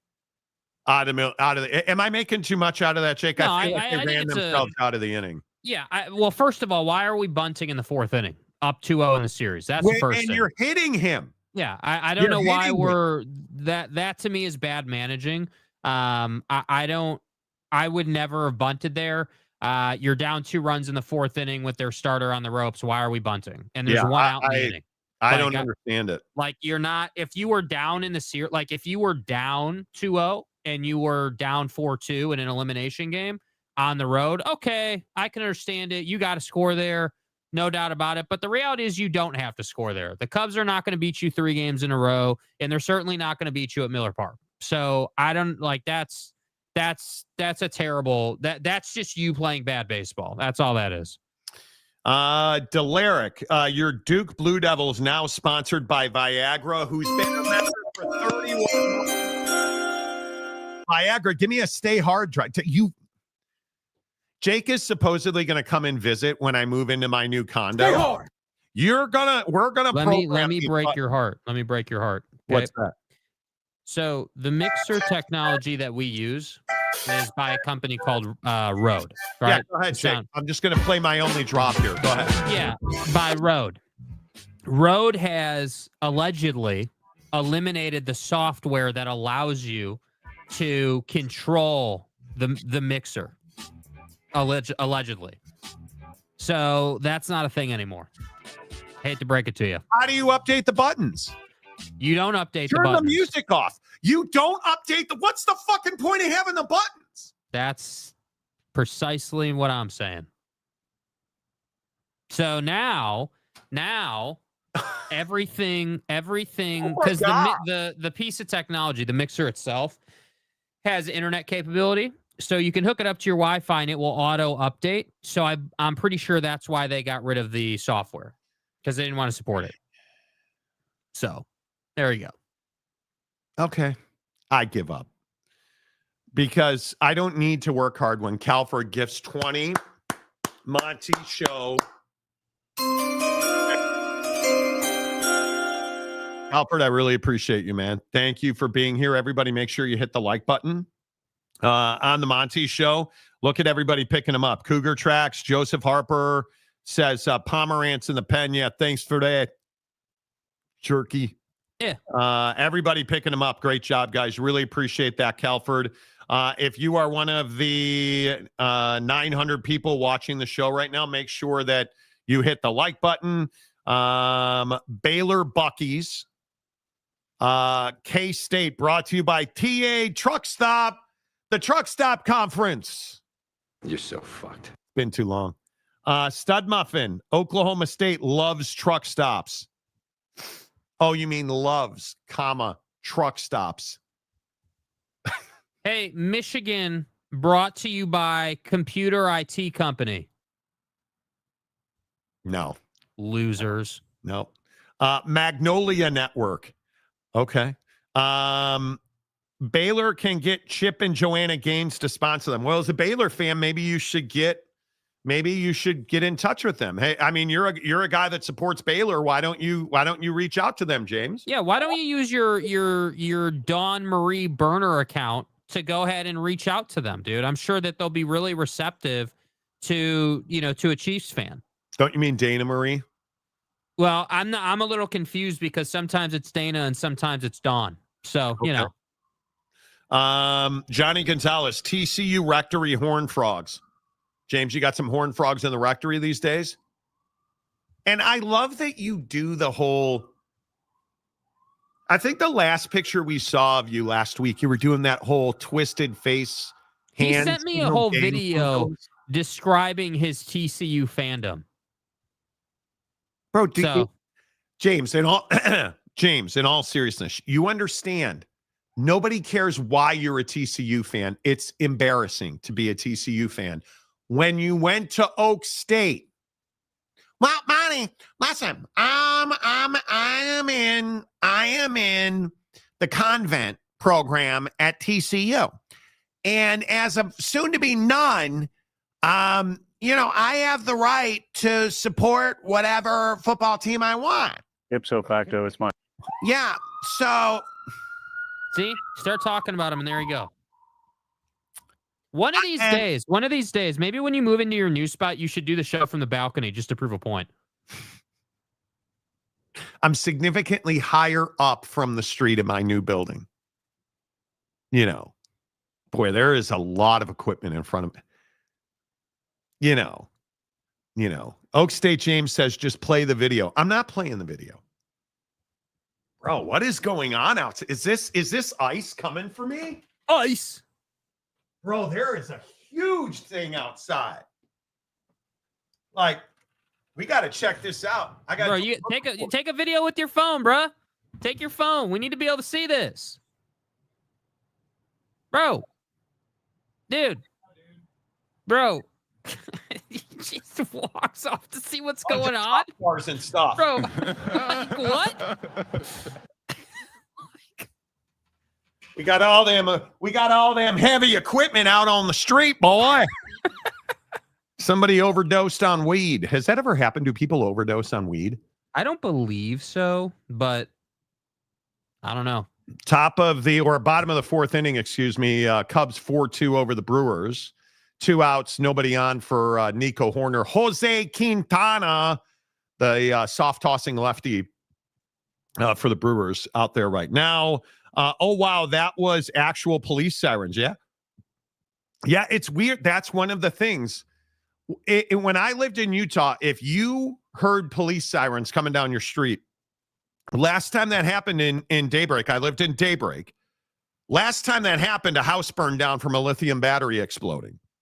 So you never wanted to hear it. Here, you're almost immune to it because you hear it so regularly. Because I live in downtown Seattle. I live in it's a war zone. It's a war zone. So, that's the thing. It's not. That's the thing. Like, this whole war zone in the city thing is so ridiculous. Like sending the National Guard to Chicago, you guys, it's been voted the best big city to live in the United States 9 straight years. 9 straight years. Propaganda. Yeah, I guess. Weed mixed with, laced with stuff, but not the weed itself. Okay. We had him and we lost him. Okay. The Monty Show sideline reporter. I'm down here in the riots down on the street here, Monty, and I got to tell you something. There's 3 people. Did you guys see, what's her name? Gnome? I can't remember what she's the secretary of, but whatever she's a secretary of. She went to, was it Portland she went to? Yeah, they're standing on the roof. They're standing on the roof of the ICE facility in Portland. And she's there because it's a riot. Portland is being destroyed. Secretary of Homeland Security. Thank you. Portland is being destroyed by Antifa, right? Like, that's what we're hearing. It's on fire. It's burning to the ground. It's a war zone. There are riots everywhere. Secretary Gnome's on the roof. Like, she's on the roof because it's not safe to be on the streets of Portland. And she's got like a fully armed National Guardsman. BLM Antifa, right? They've got a cameraman with them. And I'll never understand how this video gets out. But she's on the roof and they look down. There's 11 people and one of them is a dude in a chicken suit. One of them is a guy dressed head to toe in a yellow chicken suit wearing an American flag cape. And she says to the guy, hey, is there always this many people here? He's like, yeah, this is what it's like pretty much every day. 12 people protesting and carrying signs outside of an ICE facility. Send in the National Guard. We've got to do something. And you get that guy in a chicken suit first. The Dems are burning this country to the ground. It's wild to me. It's wild. Is Jakey Two Shakes destroying Oregon? Yes, I'm burning it to the ground and fulfilling all the Democratic, narratives and everything. It's a war zone. It is war zone. Okay, so here's what I want you guys to do. Before we get into the hard news of college football. Yes, hit the like button. Give me your team. Okay, so I'm Notre Dame. Give me your team and give me a sponsor you feel like would be a good fit for Notre Dame, for West Virginia. The one that I think makes the most sense is Rolex. It's gold. It's the Golden Dome. It's the crown. I could totally see Notre Dame with a crown patch on the shoulder or on the chest. I actually think the best spot in college football is in the middle where the nameplate goes, right above that with a big logo there, or on the chest, shoulder, whatever it might be. I would be okay with a luxury brand like Rolex. So who is your team and who is a partner that you guys would be on board with? Gumby says Notre Dame and I want Lucky Charms. Cinnamon Toast Crunch, please. Cinnamon Toast Crunch. You know. I looked for a Teletubby costume just in case I feel adventurous. Bro. Oh my God. Teletubbies. SMU, the Smurfs. No, that's Boise State. No, SMU would be ExxonMobil. Who would you guys, well, we're not drilling any new wells in this country right now. But who would you guys be on board with your teams? I mean, for somebody like people like the Ohio State, like if you think about, do you want it to be local brands? Do you want it to be, do you want it to be a big national advertiser like Verizon or Coca-Cola? Like Costco. Like, who do you guys think? Like, do you want the University of Washington to have an Amazon logo on their shoulder? Right? Because I mean, that would be fitting. Husky Stadium's right outside of the city. I drove right past it the other day. Husky Stadium right outside of the city of Seattle. Obviously, Amazon is one of the biggest employers here. Microsoft, another huge employer here. Who do you want Amazon on your shoulder? Do you want Samsung? Who's another big like Apple? Google. What about Google? Google's a huge advertiser, right? NVIDIA. Oh, NVIDIA. Right? Like that to me, I'm really curious who you guys want on your jerseys. Minnesota Arctic Cat. That wouldn't be a bad one. I'd be all right with that. Mapes says Michigan and Kirby vacuums. Stop. Damn. BYU OnlyFans. Oh my God. Did you guys see? We have to talk about it. Dude. Did you guys see this? I don't remember whose podcast it was on. I have this story in my notes. Logan Paul. Somebody named Camilla Arajo is making $2.5 million a month on OnlyFans. Very, very, very famous and influential personality for Gen Z. Big time name for Gen Z. Who is? That girl, Camilla. Oh, is she really? Yeah. I've never. OnlyFans is only one of her segments. She's massive on TikTok. Oh, is she really? I've never heard of her. And we're probably too early in the show to be talking about this, but yeah, it's our show. Who cares? Here's my question. When you see somebody on TikTok, I always go to, if it's a woman, I am always going to their profile and seeing, are they on OnlyFans? And if they are, I completely ignore them. Mm-hmm. I don't know what my fundamental I hate you about OnlyFans is, but I can't imagine that whole concept. Well, a girl making $2.5 million a month, bros. Right. She's making $23 million a year on OnlyFans. Mm-hmm. From you. Like that, is that not the craziness? Yeah, I mean, it's a huge number, no question about it. Not surprising, though. Not surprising in our society. But I think that I actually think now that OnlyFans has been around for a little while, there are two types of OnlyFanners on TikTok, right? So there's the first one that's the traditional one, the one that, yes, does OnlyFans clearly, is posting a bunch of naked stuff on TikTok or like 90% naked stuff on TikTok. And isn't that what everybody on OnlyFans does? No. So there's a second version, in my opinion, that you see now on TikTok where they do OnlyFans, but that's just one segment. And they don't really advertise it per se on TikTok. What they do instead is they'll use the money to buy other stuff and make content on that. and then they just kind of sprinkle OnlyFans through that. Like there's I've seen some who like make enough money where they've got a car collection and they do all this stuff with their cars, and like it's just kind of known that OnlyFans funds this other thing that they do, but they're not out here posting like 90% nude content on TikTok and it's their whole life. I just don't want to be exposed. I am such and I'm not trying to be Mr. Perfect, I'm a big believer that pornography melts your brain. Honest to God, I think it's so bad as men specifically, because now I was looking at our stats the other day. Did you guys know that like 9% of our audience is women? Did you know that, Jake? I was unaware of that. I did not know that. That's grown quite a bit. It only used to be 2-3%.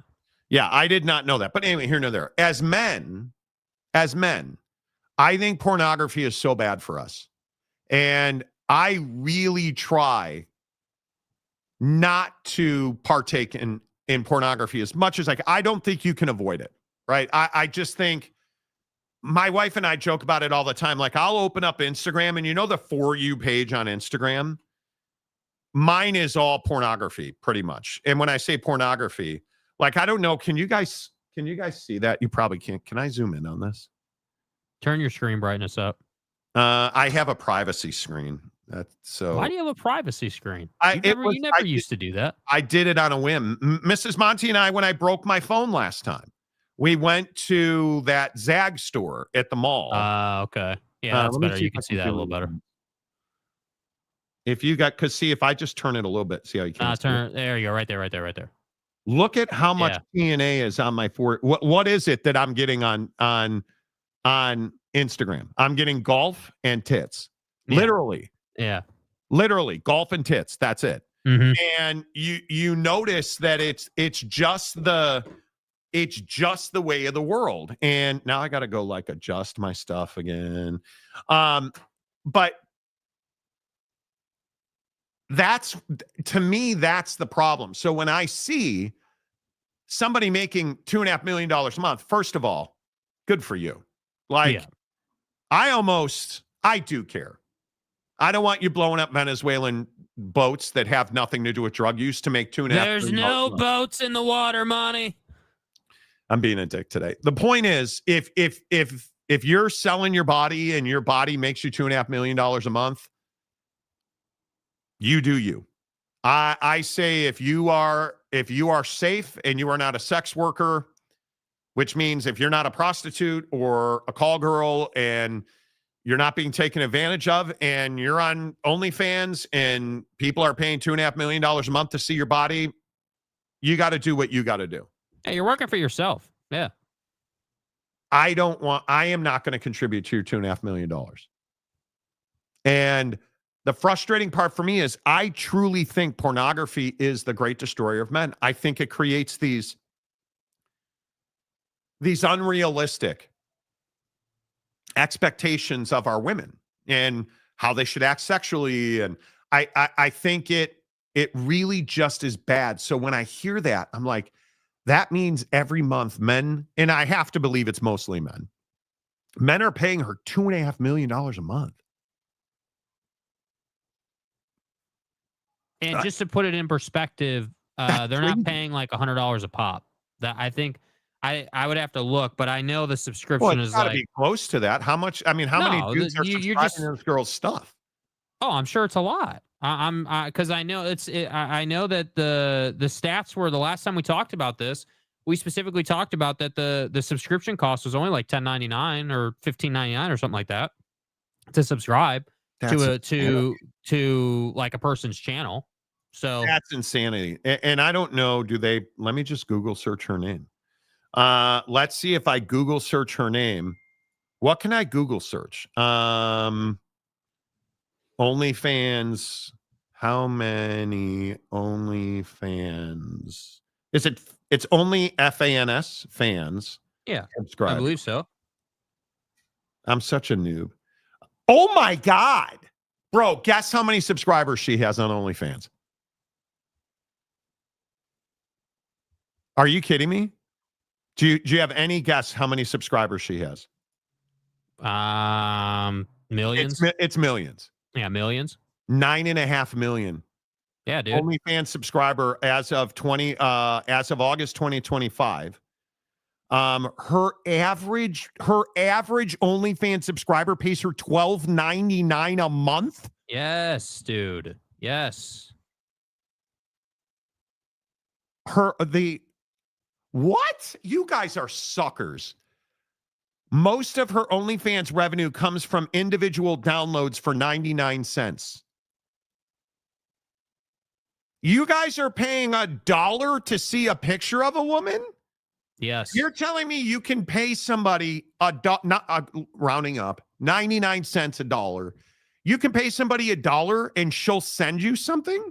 Death by a million cuts, dude. Oh my God, you guys. That's brutal. That is brutal. That is, I'm not doing I've always told you, what have I always said? I'm not doing it. People do it because it is a personal, or what the consumer feels is a personal relationship, right?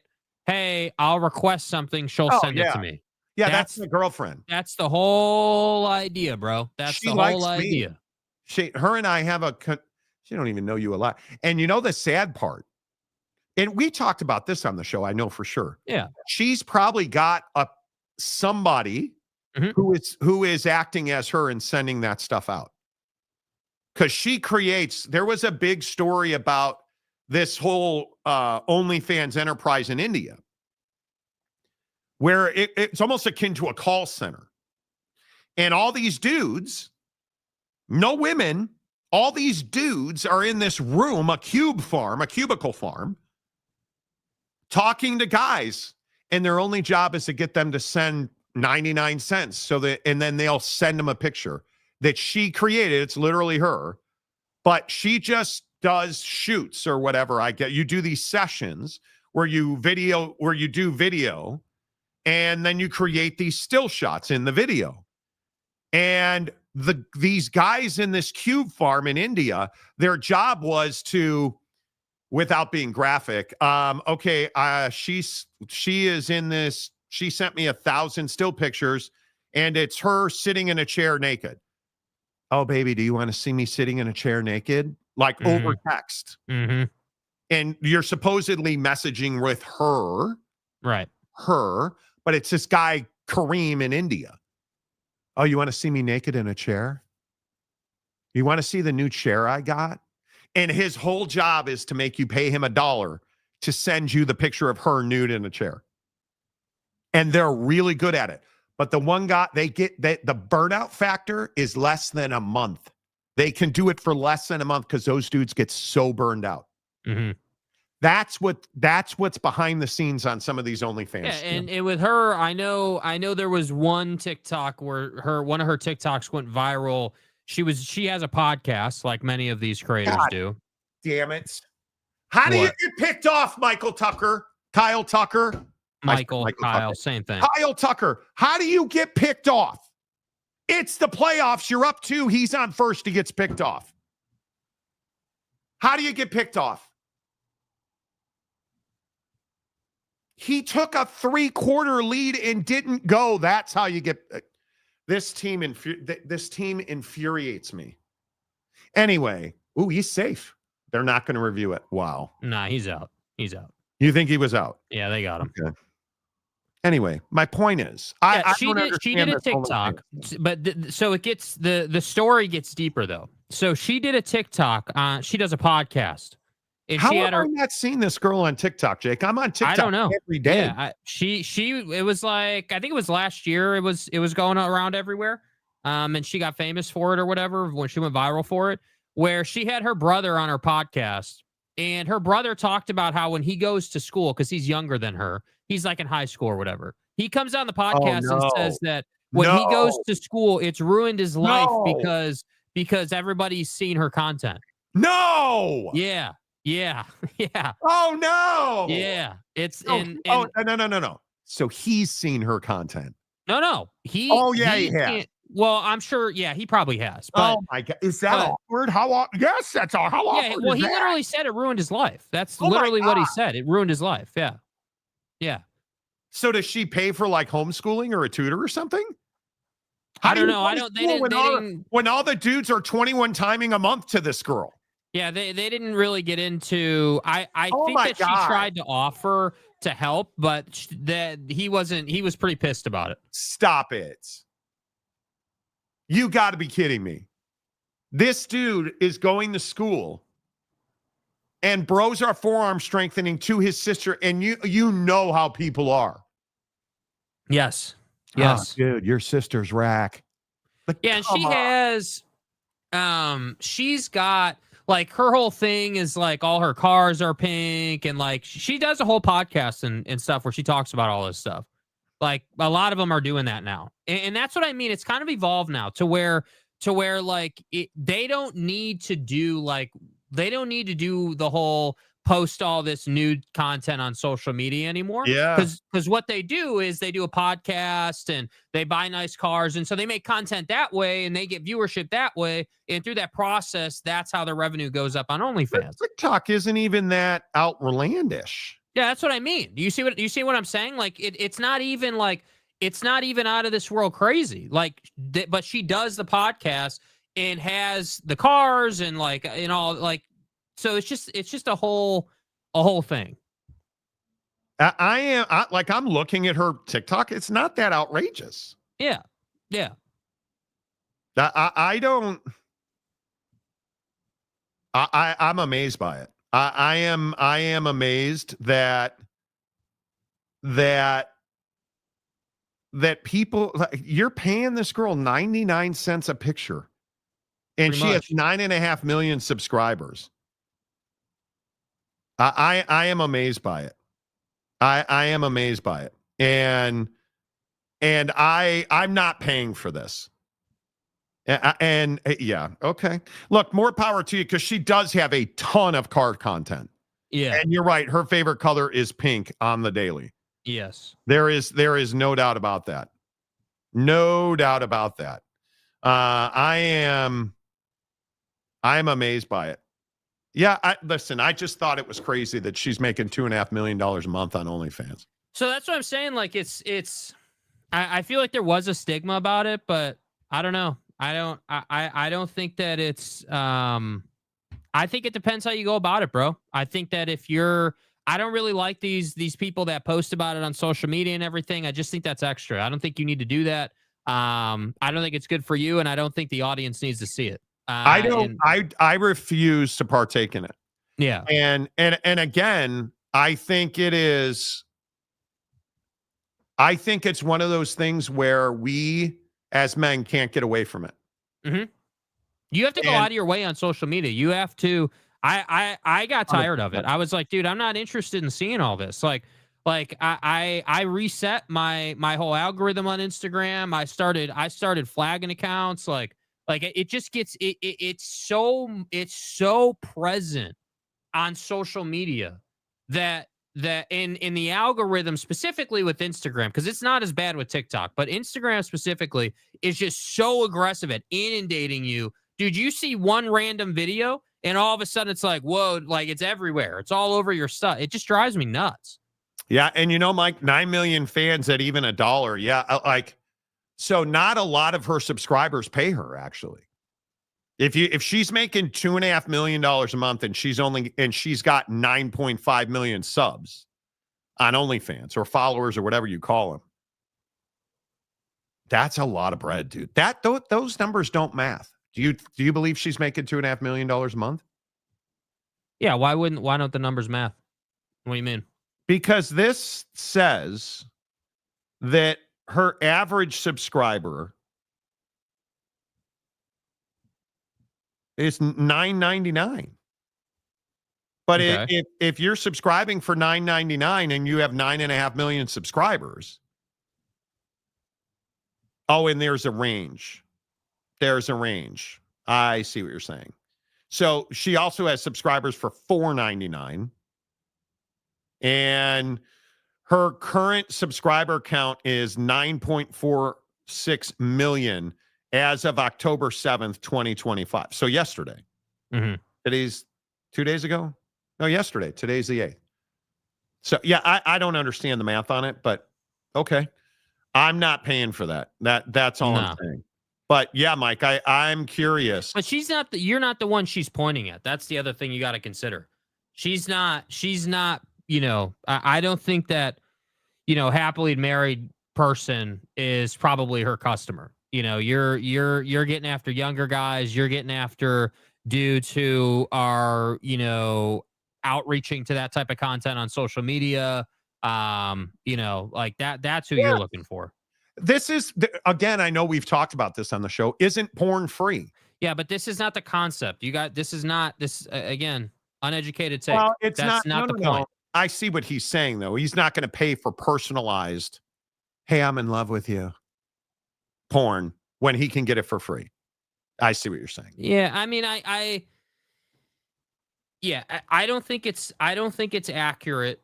I think it lacks context to say that why would I pay for something when there's so much out there for free? Okay, in concept, sure, but they're not paying for random video you can find on the internet. That's not the point. The point is they're paying for. Isn't this the Mia Khalifa conversation? What? Mia Khalifa was upset because her porn is free everywhere. She's not making any money on it, but this girl's making $2.5 million a month on OnlyFans, sending 99-cent downloadable pictures of her on a chair naked. Yeah, I think Mia Khalifa's thing was she was pissed that she was doing OnlyFans and was struggling with it because there was so much free stuff online because she had just done regular. And that's the difference is that people weren't willing to pay for her. Yeah, people weren't willing to pay for it. Right. And the difference is like with girls like this, it's like she's not in the adult industry. She doing OnlyFans is a different segment. And while some of that content's the exact same content, there's no doubt about that. Yeah. I think that again, whether it's a subscriber level thing, to me, it's just a totally different business. Like I don't have any problem if 100%. TikTok is a gateway app, no question about it, right? TikTok is a feeder system to whatever your overall content strategy is. There's no doubt about that. But at the same time, I just think that it's what you said earlier in the show, dude. Like if you can make $2.5 million a month, I'm not gonna sit here and crucify you for that, dude. It's your prerogative. You weren't forced to do that. You chose to do that. And there's no question the conversation around, hey, my sister does OnlyFans and that's, messing up my life. Yeah. By choosing to do OnlyFans, you chose to deal with that, bro. Like you did. What do you do? Because then I want to get to this Belichick story, but what do you do? Man, I can't imagine. What if your daughter is on OnlyFans? You, as an adult male, you can probably avoid that. But if you're a high school age kid and your jabronis put together who your sister is, you're not getting away from that. Yeah. You're not getting away from. I mean, I hope my daughter or my I don't have a daughter, but I hope my daughter or my sister is not OnlyFans because that's brutal. I can't even imagine having to watch porn of my sister. Yeah. What do you do if your football teammates are, they put pictures of her on his locker. That stuff like, come on, that's got to be terrible. If you make your account private, you won't get all the TNA, only who you follow. Oh, well, there is that. I could do that. I could absolutely. Chris Faithful. Cubs are through 6, by the way, 4-2 going to the bottom of the 6th. They lead the Brewers. Brewers up 2-0 in that series, so the Cubs have to win today. Chris Faithful, since you talked about it on the show, would a sub be a business expense? No, but the agency selling on your behalf, that cost would be a business expense. No, he means for us. If we went and subscribed to her OnlyFans, we could write that off. Yes, we could. Yeah, it's show research, man. Yeah. I ain't strengthening. I ain't even counting out my 21 times a month, yo. Brutal. 21. Always clear your cash. Let's see. Should be more up on the Palisades fire suspect. What do you mean? What about him? What do you mean? What you saying, man? Fire guy looked homeless hippie from the pics I've seen. It is they have an arrest in the Pacific Palisades fire, which I know so many people have been impacted by that fire. And I think immediately, because now we're a bunch of a-holes in this country, we're trying to put him on one side of the line or the other. But he was, I was reading the story on, I want to say it was the Wall Street Journal, had a thing about how ChatGPT got this guy. He's a 29-year-old that is suspected of starting the Pacific Palisades fire. And what did that destroy? 6,000 homes, I think. Killed 12 people. But this cat got slapped because on his device, he had an image that he generated on ChatGPT depicting a burning city. The fire burned everything. Everything. And you look at the damage that thing did. It's wild. Not only that, but he fled. I think they arrested him in Florida. He's been charged with destruction of property by fire. They said that further charges will include murder, could include murder, attempted murder, and different degrees of manslaughter, reckless endangerment. Like this cat, if he's found guilty, you're going away for a long time. But he already appeared in court. I don't believe he entered a plea. But I'm amazed by it. And he looks like a young dude. I mean, I guess I could get his photo if you guys want it. I don't necessarily know it serves the greater good, but this cat just looks like a guy. Like he doesn't look like, I don't know what a criminal looks like these days. He doesn't look organized. What do you mean? Well, like you're saying, he just looks like a dude. He doesn't look like a, Yeah. He looks like a typical California kid. Like he is. This is his picture. This looks like a dude. Long hair, beard, not a long beard. I don't know that he looks like a hippie, Mike. Doesn't look homeless to me. He just looks like a dude that is in a world of hurt right now. And ChatGPT played a role in him getting pinched, which is wild. This guy that you're looking at is the suspect in the Pacific Palisades fire. He knew the area. He used to live there. He lived a block away from one of the trails there where you can hike through. So he knew the area really well. He relocated just after the fires to Florida. But they're accusing him of setting this fire. And what he did was he was an Uber driver, apparently, this cat. And he apparently gave somebody a ride, an Uber ride. He finished whatever it is in the app, they assign you the ride, and he executed the ride. And then he went and lit this fire, allegedly. And the two passengers that he had, one of them told the police or investigators, whoever it was, that the driver was angry. He was mad. And they were able to triangulate his phone data. So now you guys remember the Idaho murders? How did they get that guy? Triangulating phone data played a key role in that. So now here we have the Palisades arsonist who's caught because they tracked his tower pings. Because you guys know this. When you have a cell phone, it's hitting a certain tower.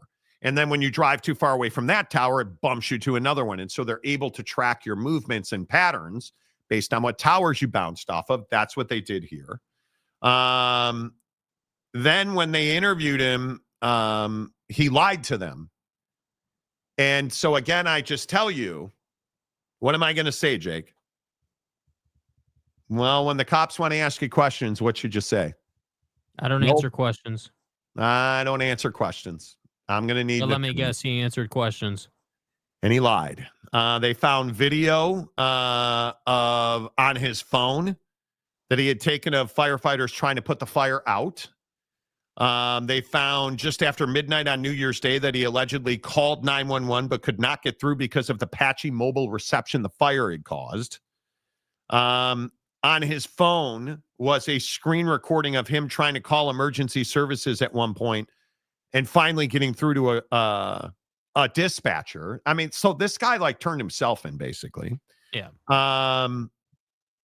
It's just crazy. And in his chat GPT history, and this is one that you guys really need to be aware of. In his chat GPT history, he asked, quote, "Are you at fault if a fire is lit because of your cigarettes?" Investigators said the suspect wanted to, quote, "preserve evidence of himself trying to assist in the suppression of the fire so that he could claim innocence. He wanted to create evidence regarding a more innocent explanation for the cause of the fire." In the middle of the his prompt to ChatGPT, the text was, "In the middle of hundreds of thousands of people in poverty are trying to get past a gigantic gate with a big dollar sign on it." That's what he was asking ChatGPT to do. On the other side of the gate, the entire wall is a conglomerate of the richest people. So he's describing Pacific Palisades and the gate that separates Pacific Palisades. Like it's amazing. It is how this guy got caught. Dudes, you got to learn from this. I'm telling you, if you're somebody that uses ChatGPT, just understand it's storing your prompts. And the funny thing is, I joked over the weekend with some prompts. I do a bunch of image creation for e-commerce on ChatGPT, and it's difficult. You have to learn the language. And I was joking with I asked it to create a woman in a bikini, and it said it was inappropriate. And I was like, "Ooh, is it gonna?" Right. So I'm telling you. I'm telling you. Fire guy looked like a homeless hippie. 2.5 mil a month getting poked. I don't know about that. At one time, Palisades was bigger news than Palestine. Yeah, but for how long? How do I get away with blank? Sir, could I have you step over here? I have to ask you a few questions. Seriously. Right? So just thought it's an interesting story. It's an interesting, to follow that is going to be very tough. Very tough. And to follow Bill Belichick's not going to be very tough at all. Let's get into it. Should North Carolina officials, should they fire Bill Belichick? Let's talk about that after this from the Advocates. Injured in an accident? You may be entitled to a bigger settlement, up to 3.5 times bigger. Your initial consultation is 100% free, and we don't get paid unless we win your case. No matter the accident, we are here to help. The Advocates will fight for you because you deserve clarity, you deserve justice, you deserve guidance, you deserve an advocate. Contact us today. The Advocates at theadvocates.com, the best injury attorneys in the business. Empathy, compassion, tenacity, professionalism. That's how I would describe the Advocates, because they are there to fight for you. They're going to give you clear, risk-free advice. They're not going to ask you to pay them a dime out of pocket. Get it right now at theadvocates.com. Young Jake. Should North Carolina fire Bill Belichick? I mean, I think that it's it's a difficult situation. I mean, there's no question that it's not gone well. Obviously the rules violation coming out didn't help his case. and I think that his pettiness is also not helping his case. So would I fire him? Yeah, I probably would fire him. I'd probably move it along. I think it's been more of a circus than anybody wanted it to be. Everything from not winning games to your girlfriend to all the stuff before the season even started to not allowing Patriots scouts at your facility to scout your players, to not reposting Drake May in the great week he had, in the great game and that throw. And I just think it's all very childish. It's all very try hard. It's all very like, hey, I'm more concerned about my rep as a legend at the NFL level than I am about like making these kids better. And it's really surprising too, because I don't think anyone expected it to go as sideways as it kind of has gone. I mean, Bill Belichick was a legend at the NFL level, no matter what you think of the Tom Brady relationship. And I think a lot of people felt like, hey, like he's going to go to UNC and that experience will pay dividends and everything will be great. And that just hasn't been the case. And so, for me, I probably would let him go just because I don't think that you have anything to lose, honestly. Like you're a basketball school, not a football school. So for me, I'd probably let him go, but I'm guessing that they will probably try to handle it with grace. I don't think there's even a doubt they should fire him. I think that what Bill Belichick's done at North Carolina has massively damaged their brand. I think he has not won. I think he is not winning. He is not building a culture or a program by all accounts. And now, if it is in fact true that there have been real substantive conversations about terminating Bill Belichick because there are NCAA infractions happening at North Carolina, you got to let him go. If that is at all true, and those are some reports, if that's at all true, you have to fire him. Because Bill Belichick is a guy who didn't really, in my opinion, care about North Carolina. I said this yesterday. I'll say it again. He thought this would be easy. He thought this would be show up on Saturday afternoon for 3-4 hours and then go home and hit the hot girlfriend. I honestly think he has not invested himself in every single detail of winning games at North Carolina. And you deserve better than that if you're a Tar Heel. And they have spent a lot of money on him. They have gone through a lot of heartache with him, and he has not represented their brand well. He has been controversial. He has been a distraction. It's time to let him go while you have an ability to do so. Because if it is in fact true that there are NCAA violations, that's cause, and you need to cut bait while you can. That's a good job. Yes, you are correct. It's a basketball school. That's a good football job. People there have won. They have put guys in the NFL. They have put quarterbacks in the NFL. They have put receivers in the NFL. They can win football games, but not if Bill Belichick's the head coach, in my opinion. You got to let him go. Yeah, and I think that he's just not a great fit culturally either. And now Jake Bowers has hit a home run, and it is 4-3. The Cubs lead the Brewers, and the Cubs have run themselves out of 2 innings. And now you go to the bullpen in the 7th. Kittredge comes in and gives up a bomb. You know where this is going. We've seen this movie before, man. We've seen this movie before. Yeah, I think you got to let him go. Mm-hmm. I don't think there's any doubt. Nebraska, Steve, I'd expect UNC football will improve when Bill Belichick recruits gain experience. Maybe, but is it worth it? Is the juice worth the squeeze on Bill Belichick? I don't think it is. You ever contend with the ACC as Bill Belichick as your head coach? No, I don't believe you will. I don't know that you will regularly contend until there are significant changes. Mm-hmm. And until the talent level rises exponentially. I don't think you'll contend.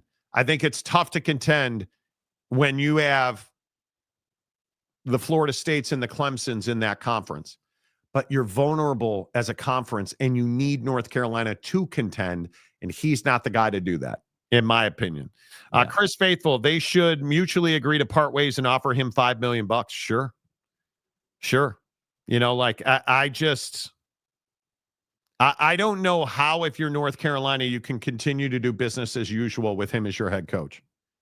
You know, like that's the hard part, is you have all of these resources and you're not utilizing them. And so I look around and I look at a guy like Dabo Sweeney. Hell, I look at Kyle Whittingham in Salt Lake City. I look at these proud coaches who break their ass to win games, and they pay attention to every detail, and they lose. And again, maybe Witt's the right example. If he has another terrible season this year, do you think you're going to have to ask him to leave? No. Because he has too much respect for that institution and what it's done for him and his family. I think he will walk away. Bill Belichick, I don't believe Bill Belichick will ever walk away from that job. No. And if he's already committed NCAA infractions, how do you keep him, man? Like, there are reports that internally they are investigating NCAA violations in the football department. How do you keep him? I don't know. And then there's this nonsense with him banning North Carolina from tweeting out praise for Drake May. Like, Drake May is one of the most important alumni you have for recruiting, and your head football coach does not allow their Twitter department to praise Drake May. Which is just crazy. Not sure what we're doing there. Do you know how bad that is for the brand? And I just think it's selfish. Like, you're putting yourself ahead of your players. That's the problem, dude. That's why it's such a bad look. Yeah, I just don't think you can tolerate this. I think you have to do everything you can do to unwind the watch here, man. Like, I think you have to find a way to rid yourself of Bill and his headaches and the debauchery with his girlfriend, the media disaster, the all of this stuff. I don't know what happened to Bill Belichick after he lost in New England, but he's not the guy he was with Tom Brady. He's not the guy he was when he was building championships in New England. And I think you have to get out as soon as you can, in my opinion. I just think that's important. I also want to talk about the antithesis of that, and that is Ryan Day. And I've been telling you that this cat is... You want to talk about a guy that's worth the money. You look at the odds of winning a championship. Top of the list. You look at the polls, top of the list. You look at the guys getting paid, top of the list. And you look at the way that Ryan Day does his job, you understand why he's top of the list. You know, you guys are doing great or anything like that. Like, I just feel like we're getting set up. You know, that's just the way that I look at it as a coach, because I just feel like it's our job as coaches and leaders to make sure, like, guys understand that, you know, we say ignore the noise. You've heard that before. Usually they're talking about adversity. I'm using it right now with our guys, because all of a sudden, you know, everyone thinks, you know, you're the number one team in the country and you've done all these things. We haven't done anything yet. We haven't accomplished a thing. And so the only thing that's going to matter is who gets better week in and week out. And it's just easy nowadays because of the media, because of their phones, because of everything that comes with it. You can start reading your press clippings and you can start feeling pretty good about yourself. And then all of a sudden, you know, you get knocked out and you don't realize it. So I think it's spot on. It's the rat poison theory of life, dude. I think that's a guy who is only risen after the national championship. Yes. And I think the stature that program has. I think, you know, you won the national championship, you know, and it's just gotten better. I mean, I know that, you know, some people are questioning Julian Sayin or how good he is. I think he's solid. I think, you know, your recruiting's going good. You seemingly don't have a lot of violation stuff happening right now. Like, you're just in a good spot. And, you know, I think the ability, you know, the ability to go out and get Will Howard when you did, and then parlay that into Julian Sayin, you know, and the ability to hang out at number one for as long as they've been. I just think it speaks to the quality. And, you know, it's one of these things where college football is cyclical. You know, you're going to have down periods and you're going to have, you know, high periods, obviously. And Ohio State found a way to break through. And I think Ryan Day conquered his the monkey on his back, if you will, the chip on his shoulder by winning that national championship. And now he can just do his job without worrying about, being fired constantly because he doesn't have that pressure now. Do you buy him as the best head coach in the country?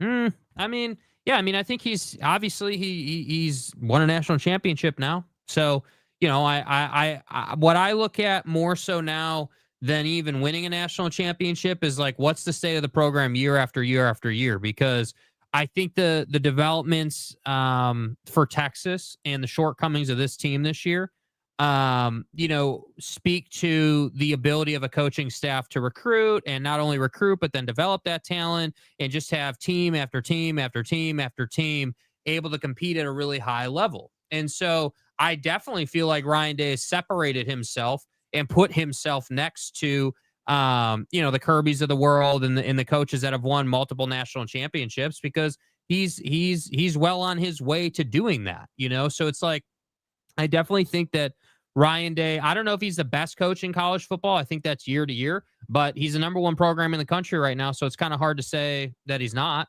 there's a lot there. And I don't believe he'll ever be the greatest coach ever. I think that's the Urban Saban. That depends how many natties he wins. Right. But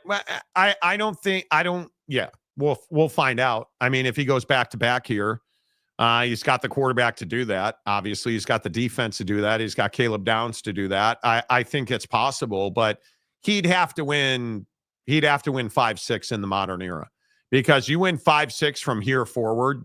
That's something special because I think it's as hard as it has ever been, harder than it's ever been to be a really elite head football coach. Yeah. In college. I just think with all the NIL and the portal stuff, and I think it's really difficult. So I think he deserves a lot of credit.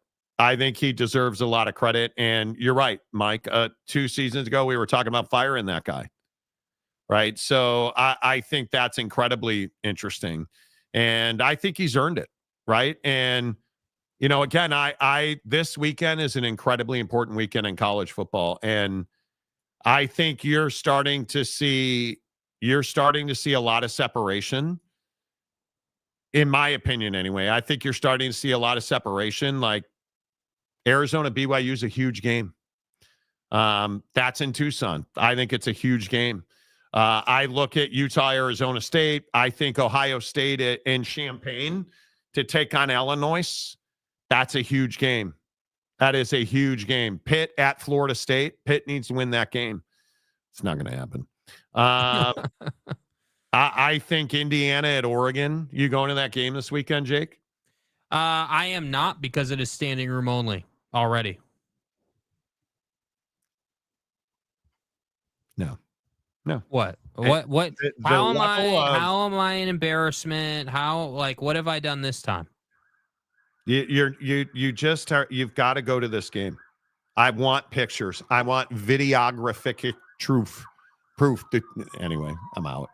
I think this is a huge weekend. I think that game's huge. Oklahoma, Texas. This John Mateer story, I think there's a real chance John Mateer's trying to play in this game. I don't think this is a smokescreen. I think he wants to play. I think he's bucking to play. And if he plays in the Red River, I think he will. That would be incredible. Well, hell, isn't the injury report coming out here in a minute? Right? Good. Let's see. I just can't even imagine that he's able to play. I can't even imagine it.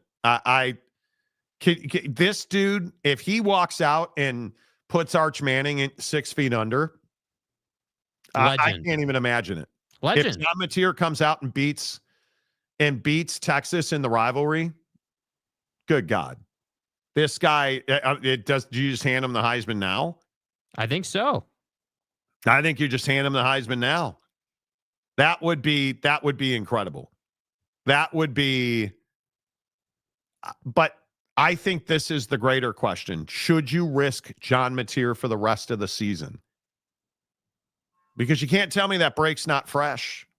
Yeah, well, that's the Certainly is. biggest concern is like if you play him and then you really end his year, and that costs you a CFP bid. That's the hard part. But at the same time, if you lose to Texas, that's tough, bro. It's a hell of a position to be in, and I think that you if you're gonna play him, you got to keep him out of harm's way, and he's got to be disciplined enough to stay out of harm's way. I agree. Well, if he does, then yeah, he's your Heisman winner. I think that's right. I don't know, Bryce. I don't know how he can come back. Well, they're saying that he's been well ahead of schedule, that he's responded to it extremely well, and that he's fine. So we'll see. Yeah. Taylor Smith, are you in Seattle? I am in Seattle. They retire his jersey. I think they do. Put him in the Sooner Hall of Fame, boy. But coach, he's only played like 3 games. Don't give a damn. He just ended one of them Manning boys. You into Manning, you go Boomer Sooner, boy. Can you even imagine? John Mateer beating Texas this weekend? I can't imagine it. That would be the stuff of legends. That also shows what they think about Michael Hawkins. Oh, I don't think so. I think John Mateer is a hell of a quarterback. I think he's already, for this season, John Mateer is the guy that puts the juice in the fan base. When John plays, it just feels totally different. There's a little more Boomer in the Sooner when John Mateer out there with his all jacked up hand, boy. Yeah. I don't know why I say boy. Hey, John. Hey, the boy. Heisman winner Mateer beat Arch in Texas with one hand. Yeah. Asshole. Losers. Okay, wait. We have to stop the show. Kyle, don't call me Michael Tucker, just got a base hit.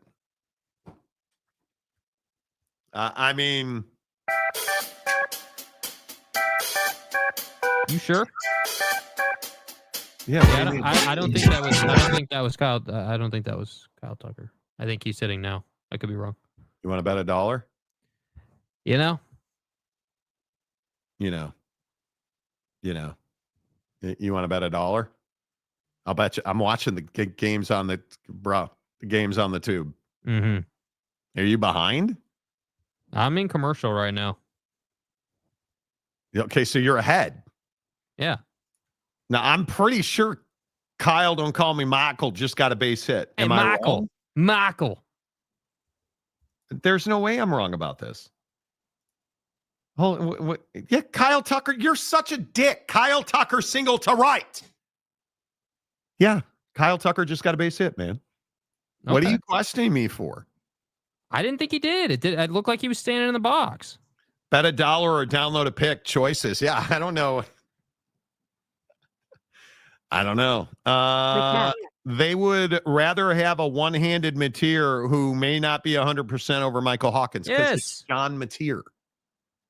It ain't about Michael Hawkins, dude. It's John Mateer, bro. One of the top 3 quarterbacks in college football when he's right.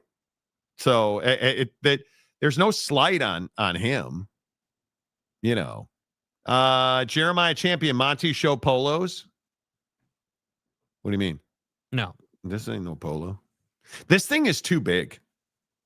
This quarter zip's too big now. I'm telling you guys, the Zepbound thing's a game changer. If you should try it. Big Daddy Magic. Monty, could you please play my drop? I was at the hospital doing a lot of blood work done, and I'm just taking it easy. I would love to hear my soundbite. Surprise me, whatever one you want. Big Daddy Magic, the heavy set one with the big gun with the sweet tongue. Okay, I don't understand this whole thing where you're like, "Oh, I'm at the hospital, bro." This is your beloved. What do you mean you're at the hospital? He sent me a video earlier. Victor's the way. Right? Is this not playing? Hey, player. I'm at the doctor's office. I have to get my shingles, COVID, flu shot, get it all done at once.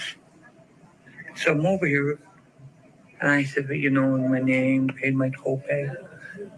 And they said, "Are you Big Daddy Magic?" I said, "Yes, I am." I signed my first autograph, and I'm only at the hospital trying to get my sexy boy blood tested. Makes me feel good. I wish it was a better looking chick that asked for the autograph, but she's not on OnlyFans. Autographs too. Okay. Listen. So you got your microchip injected, Big Daddy Magic, and now you're not feeling great. Is that what you're saying? Saya, come on. Cubs have runners on first and second. See, because Kyle Tucker got a base hit. Okay, I was wrong. Do you feel better? You're wrong. I can't believe that. I know. I'm wrong.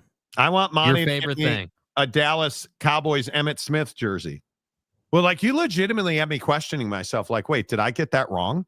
And I was like, well, you got that wrong because Kyle Tucker doesn't get base hits. Well, but then he got a base hit. Wait, was it Dana? Look, the autograph Big Daddy Magic got, The funny thing is we're still the largest sports talk show in Utah. So it's crazy to me that I could tell you stories. You don't care. The fact that this show is turning regular people into celebrities in their own right is just phenomenal. Dude, the people in Utah that know Big Daddy Magic, I've had people ask me, hey, do you know his address? I want to make sure. I had a Utah listener being like, I really want to make sure he's okay. Can we do a wellness check? I'm like, dude, he's fine. That night that he was out getting a drunken disorderly with the cops, allegedly, when Big Daddy Magic was like, I got arrested. I got a ticket for drunken I'm like, yeah. People are like, hey, dude, should we go by his place? Monty, is he okay? Do we need to send Oak State James out in his shitbox to check on him? Hey, Monty, is he going to be all right? Like when Big Daddy Magic, is he going to be okay when Victor's out for the year? Do you think he'll make it? Will he be fine? It's not the best situation, and we all know that. He'll be fine. And neither of you are even in Utah. Not right now. I'm in Seattle. My wife, the baller. Washington. You stupid Suzuki, you run! Anyway, safe at first. Okay, so now the Cubs have first and they're up one run. Oh, he's clearly safe, bro. Come on. I don't even know why. What are we even looking at? The Cubs are 6 outs away. The Cubs are 6 outs away here. Right? And we're looking at a situation where you now have runners on first and third with 2 outs in the bottom of the 7th. And my question is, can Ian Happ do anything but roll over or strike out? And I'm guessing he can't. And I want him to, because I am telling you, having a 2-run lead here would be amazingly different than a 1-run lead. It would be, but this team has been riding Ian Happ for the last 2 months, and all he has done is strike out. Mm-hmm. Which is emblematic of who this team is, because they all have struck out a lot. And then you take a fastball down the cock. And you wonder why you're striking out, because now he's going to swing at a breaking ball in the dirt. And we are again. He's 0-2. And what do you want to bet that he grounds out? Like, it's remarkable to me when you're in a bad spot as a hitter. You take fastballs and swing at breaking balls. Yep. Sit on a fastball the entire at bat and try to bang it through the third base hole. It's your entire life, and he won't do it. From the left side, he's a switch hitter. And swings at a breaking ball. So it just terrible. This team makes me crazy. This team absolutely makes me crazy. And I want to feel good about the Cubs. But I will continue to say, when you are the Chicago Cubs and you do not invest in talent and pitching at the deadline, what did you think was going to happen? What did you think was going to happen? And I agree, all the critics who were on me when I said, hey, Eugenio Suarez was a guy you should have got. He hasn't done much for Seattle. I totally agree with that. But you have to try. But that doesn't mean that he wouldn't have done much for the Cubs. I agree. I agree, and I'm here for the discussion. But you're in the Major League Baseball playoffs, and you do not have pitching, and he just struck out looking. That's a ball. Yeah. Wow, that was close. I'd need to see it. It looked like a strike to me. No, that's a ball. That's a ball. That is a ball. High and outside, it may have gotten a piece of the corner, but you're not getting that at Wrigley Field because they got every single call at Miller Park, if we're being honest. So here comes the breaking ball. And there you go. Yeah, struck. What did I tell you? You swing at breaking balls, you take fastballs, and you leave 2 on. It's who Ian Happ has become. It's who he's become. And yeah. So both of you moved, not by design, and certainly not to the Pacific Northwest. I golf. I want sun and beaches and stuff. But yeah, we both wound up in the PNW. Well, me more than you. You're in Salem or you're in Eugene, Oregon. Yeah. But it's fine. No knock on Utah. I still own a house there. I'm invested in it. What do you guys make of this David Ortiz thing last night? Did you guys hear about this last night? I'm not even gonna. Do we have the bite, Jake? We do. Mm-hmm. I'm not even gonna describe it. I'm just gonna let you hear it. Know his last name. You cut first. Schlittler. Oh well, he's the master. Schlittler. Now your turn. Sound like Hitler. Oh my God. No. All right, let's go to a break, guys. I'm going Cam. You know what, Poppy? You just get in trouble. You just call him Cam. Cam, that's it. You just call him Cam. You just call him Cam, and maybe it'll be Mr. Cam, depending on how he pitches tomorrow. Big deal, not big deal. I mean, big deal. I mean, how do you measure big deal? I think it's definitely distasteful, and I think it's definitely not what you should be saying. I mean, I think it's definitely of, any of the classic, get fired for situation. Like it's not, it's not a racial slur. It's not, anything like that. But I definitely think it's distasteful, and I would not be surprised if they shadow banned him, if you will, for, the rest of the postseason or something. I just think it's just in horrible taste. Why do we keep making Hitler jokes in this country? Am I the only one who sees that as a trend? I hadn't noticed it, but you hear it all the time. All the time. I doubt. I don't know. I just don't know, like, again, this is what I was saying. How big of a deal is it? I don't know. Well, from a professionalism standpoint, it's not great. Yeah, you can't say that on a major broadcast. Yeah, and I just don't understand. Like, I understand these guys are all former players, but, like, dude, like, at some point you have to have a filter on some level. Like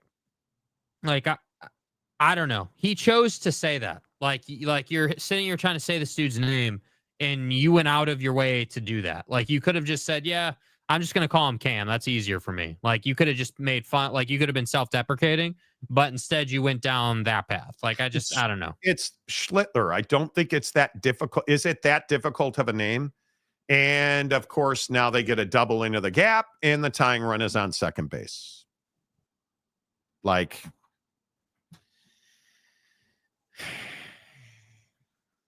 you see where this game's going, boys. You can just see where this game is going. You can see where this game is going. Oh, man. He's got to catch that, bro. Yeah, the best center fielder in all of Major League Baseball, and really the number one rated defender in all of baseball, just did not catch a ball he probably should have caught. And now you're going to make a pitching change, and you know where this is going. You know where this is going, and it's incredibly frustrating that the Cubs are going to lose this game. It just is what it is. All right. Before we get out of here, Amazon Prime deal days. Jake, do you care? Yeah, I mean, I definitely look forward to it every year. I don't buy things every single year, but I love looking at what Amazon has to offer for sure. I think that it's a great opportunity if you're, certainly if you're looking for household goods or things that it can improve your daily life. I think it's a great Creatine. thing. Yeah, right. Here's what I bought. Amazon Prime Big Deal Days. My wife bought a portable monitor because, again, in the parlance of our life, I bought my protein bars, which are on a major discount. I bought a cool-ass light for my new condo. It's a stick light. It's one of those big, tall lights that's just a stick, but it lights up the entire room. Yeah. I bought one of those, and I am stoked about that. I made a decision. It's hard for me to talk about, so please show me compassion. Instead of spending $1 million on liquid death, I bought a large water filter pitcher, like a big tub for my refrigerator. I'm proud of myself. It was a decision I did not make lightly. It's the correct decision, dude. I bought a 35-cup, a water drop 35-cup slim water pitcher. Is Pete Crow Armstrong hurt now? You got to be shitting me. He hurt himself diving for that ball.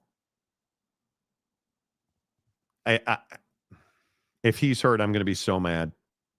I bought that. And I bought 5 tubs of creatine because they were $13 instead of $24, which was amazing. And then I bought my dog a new self-filling water dish. Love that. And all of that together was less than $200. That's great. Love great deals. Great deals. Theo Bar in for the Cubs. Nobody out. Tying run on second base. Top of the 8th inning. Cubs 4, Brewers 3. Hey, buddy, might want to get a strikeout here. I hope he does. I don't. Bryce Terang's at the plate, who has tortured the Cubs in this series. So I don't feel good about it. I bought a blaster pack of Topps, blister pack is what I think you meant, of 2022 baseball cards and pulled a rookie Cal Raleigh. Did you really? Nice, dude. Attaboy. That's sick. Still better than Arrowhead, bro. I am currently drinking Avion out of these plastic bottles. Hey no. I drink 2 of these bottles every day. And it's 50. Every one of these is 50 ounces. So I'm trying to drink 2 of these for 100 ounces a day. See you later. Oh my God. Was that not a fastball down the middle? It was. Look at how poor the reception is from the catcher, though. Because he missed his spot.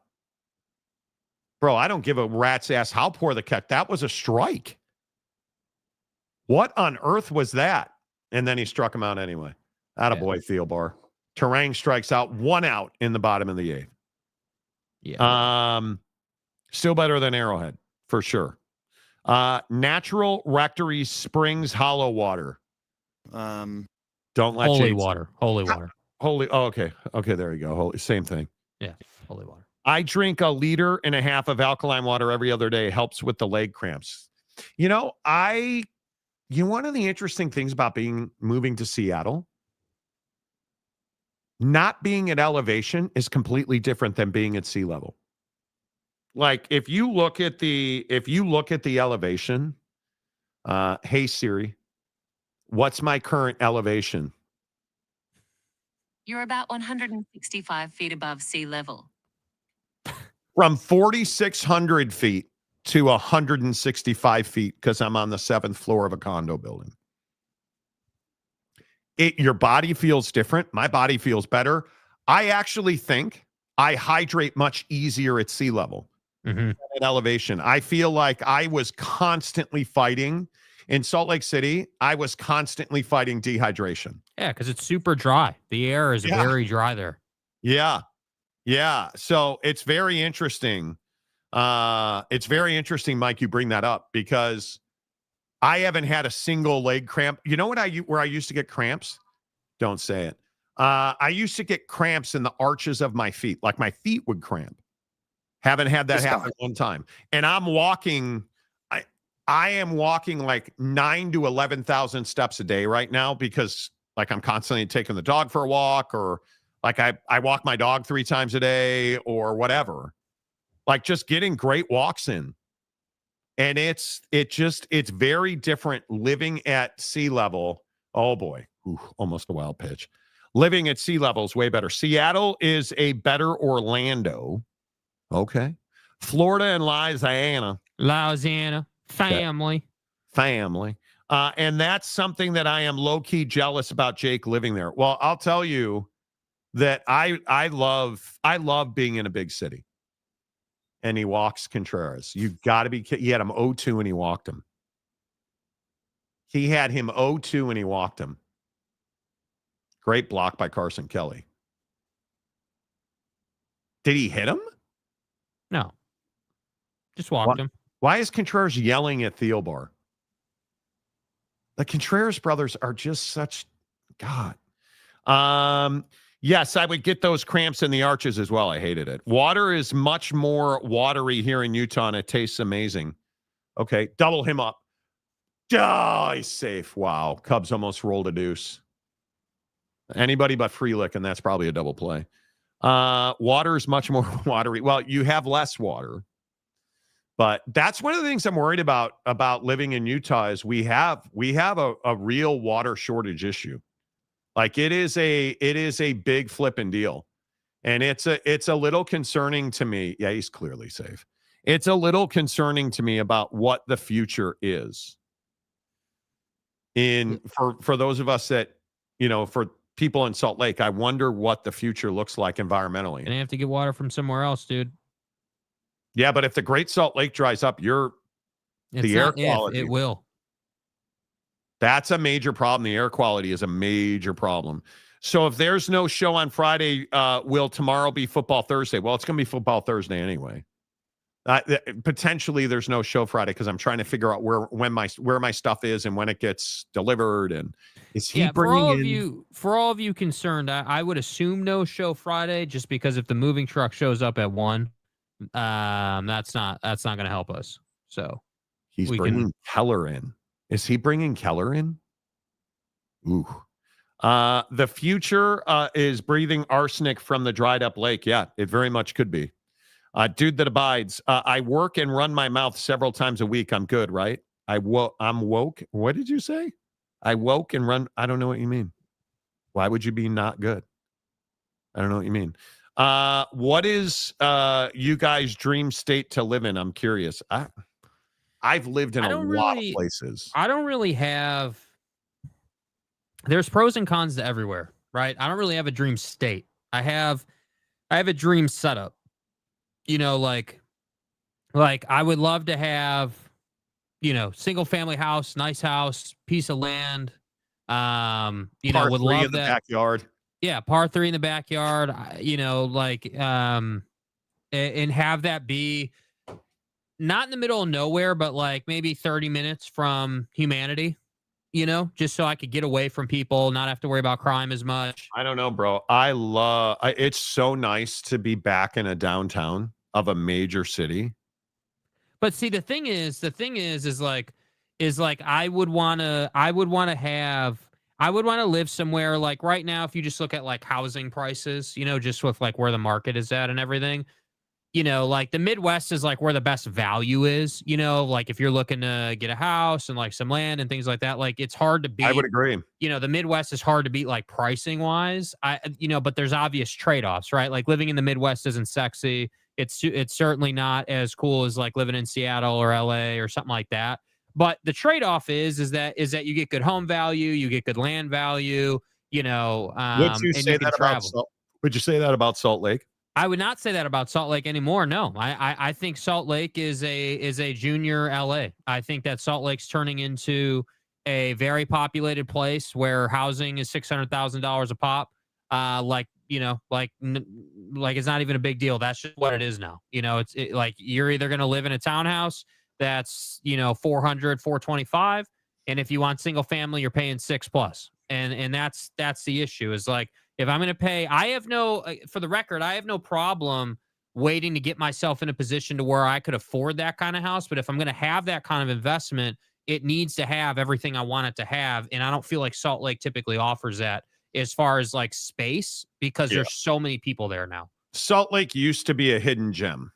I would agree. The growth has exploded. And I think people just assumed that everyone was going to leave California and they were going to go. And, well, it turns out people didn't leave California.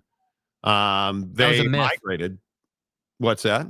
I think that was a myth. I think people leave California every year and people go to California every year. I don't think that there was never like, there was the whole story was, oh, there's this exodus into Phoenix and this exodus into Vegas and, then into Salt Lake and Idaho and yeah, that might have happened for like a year or two, but when you look at it over a 10-year span, we're in the same place, man.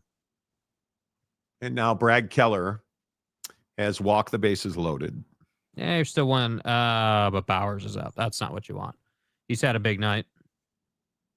Well, Keller's stuff should work against Bowers, but this is not going to be. This is not going to end well because he can't locate and he's getting squeezed. He had 2 strikes there that were called balls, so you don't love that. And then Bowers calls times out, doesn't get it, and Keller can't hit water from a boat. Can't hit water from a boat. So did that count? Yeah, that did count. Yeah. Ball one. It counted. The bases are loaded and you can't hit water from a boat. And he throws him a strike right down the middle and he takes it. I mean, I just don't understand. Can't. They don't really give that to you anymore. That late timeout. No, they don't give that to you anymore. Boy. But yeah, anyway, I think I would love to probably have, a really nice spacious setup, probably somewhere in the middle of the country, and then be able to travel and spend a week here, a week there, bounce around, see a lot of different places. That to me is probably the setup. Honestly. I just don't think that you can. The middle of the country, the problem is you can't prosper in the middle of the country anymore. Wow, he struck him out on 3 straight pitches. The Cubs get out of it, 4-3 going to the 9th. Clutch. Clutch. Yeah. You can't make a living in the Midwest anymore. And I think I'm hoping it's cyclical and this will change. But when you look at, I talk about the plight of the farmer on this show all the time, that we can't sell soybeans and we can't sell corn and hay. That's what powers the Midwest. And you look at where money is being made. Money is being made in California, which I think still has the 3rd largest economy on the planet, maybe 3rd or 4th on the entire planet. You can make money on the West Coast. You can make money in certain parts of Florida. If you have money already, you can make more money in Florida. And you can make money in the Northeast if you are in certain business categories. But if you are somebody that is a paycheck employee, you've got to stay out of the Midwest. It's just not even a conversation. And I think when you look at where people live, you have to live in states that don't have personal income tax. So that's Texas. I believe that's really the 3 are Texas, Florida, and Washington. That's where people are making money. You need to live in one of those states. And you need to work for yourself. Because if you are not self-employed, the middle of the country is not even a conversation. Forget it. It's not a conversation. Because the cost of housing, the cost of insurance, the cost of goods, the cost of everything, because everybody has kind of pushed out to the coasts. So what is the only thing that is being done in the Midwest? You look at the industry of the Midwest, it is data and it is farming. And right now, I don't think we know exactly what the Midwest is going to look like. What is the industry that's going to save the Midwest? You know what I mean? Does it like I've looked at this and I feel like if you're not in manufacturing now to a lesser extent, but if you're not in agriculture or energy, I don't know what you would even be doing in the Midwest. Saving money on housing is what you're doing in the Midwest. But you're not, because the issue becomes taxes. So we all get into this sexy price tag thing in real estate. And it's funny, I was talking to a real estate broker this morning about this. We've all gotten into get on Zillow and how much is that house listed for? The list price almost doesn't matter. The list price almost doesn't matter. What you have to look at is what are the taxes, what are the fees, and what is the long-term income scope of that state? Like, again, Eric falls right into it. Mississippi is a great example of this. There is no reason, with all due respect, there is no reason to ever relocate to Mississippi. Do you understand the lack of wealth and ability to operate in Mississippi? Do you understand how difficult the living in Mississippi is? And if you look at like crime right now as an epidemic of conversation in this country, right? Like when you talk about crime, it is incredible where the crime in this country is happening. Mississippi has one of the higher crime, violent crime and murder crimes in the entire country. And why is that? Because there's a lot of poverty there. So what we have to stop doing is saying, okay, well, what's the sticker price of that house in Nebraska, Iowa, Missouri, Kansas? And instead say, okay, well, what is it truly going to cost me to buy that house and own that house for the next 10 years? Because now your resale value isn't 5 years. It used to be you could buy a house and you get equity out of it in 5 years. Now you're buying a house and it's taking you a longer stretch of time, and he got him anyway. Damn, Pete Crow. It's taking you 10 years now to earn real equity, manageable, leverageable equity in your home. So that conversation. But what are you supposed to do? So I don't disagree with any of that, but what are you supposed to do? You can't afford a home in the West Coast, right? So if you don't want to live in Phoenix, you don't want to live in Vegas, you can't afford to live in like Seattle, just as an example, right? But like, I would agree with that. Like, so if you can't afford to live in these areas, what are you supposed to do? It's very simple. It is you need to be in business for yourself, and you need to move to a metropolitan area that has infrastructure that will help you make more money. I'm an e-commerce guy. I am all in on content creation and e-commerce. Why do I want to live in LA? I talked to an owner this morning of a warehouse on the dock in Long Beach. And do you know that I would get a 45% discount on warehouse space if I lived in Los Angeles County? That's something I can leverage. That's real money to me. So as somebody that's doing Amazon and trying to scale Amazon into $100,000 of OnlyFans money every month type stuff, that means money to me because my warehousing space is incredibly expensive. It's $14. That's really expensive. That's what you do. So, but it's a philosophical discussion. Listen, if you feel like the Midwest is where you have to be, you got to build a lifestyle that'll put you there. Well, I think I just think that it's really hard. Like I think that you're like there's a lot of folks in your generation who are in a really strong position as far as like, you know, finances and like you own a home and you like, you know, you have you know, like obviously great dual income and like there's a lot of resources there that I think, you know, the millennial generation obviously hasn't been able to build up yet. I mean, I think that's pretty well documented.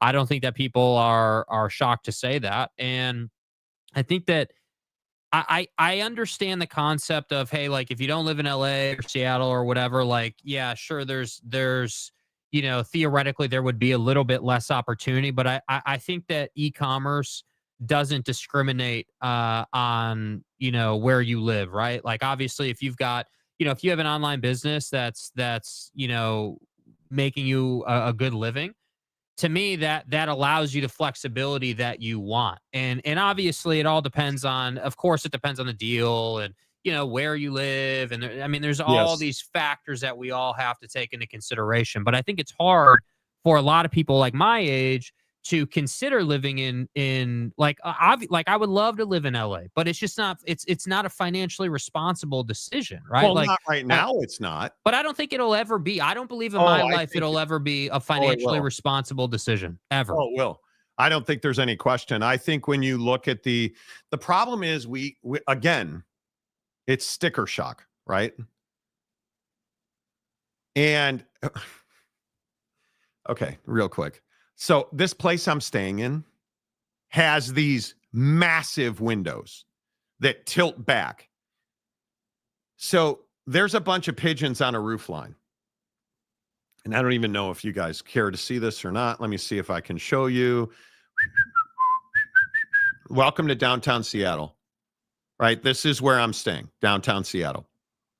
This window, let me see if I can pull back a little bit. Look at the size of this window, you guys. This window goes from there all the way over here. And it tilts open, right? But just to the right of this window is, you see that white roof line in the right corner above the tree? There's a bunch of pigeons on that roof. And so my dog now thinks, well, I'm going to murder pigeons. He jumps off of a bed onto that window, the window that's in the master bedroom. He jumps off the bed onto the window, knocks over a lamp, and lands behind a chair, trying to murk a pigeon. And I think he just did it again. Yeah. What are we doing, dude? I'm just over here trying to work, man. I'm just trying to make a living. Anyway. Yeah. My point is, this is an important conversation.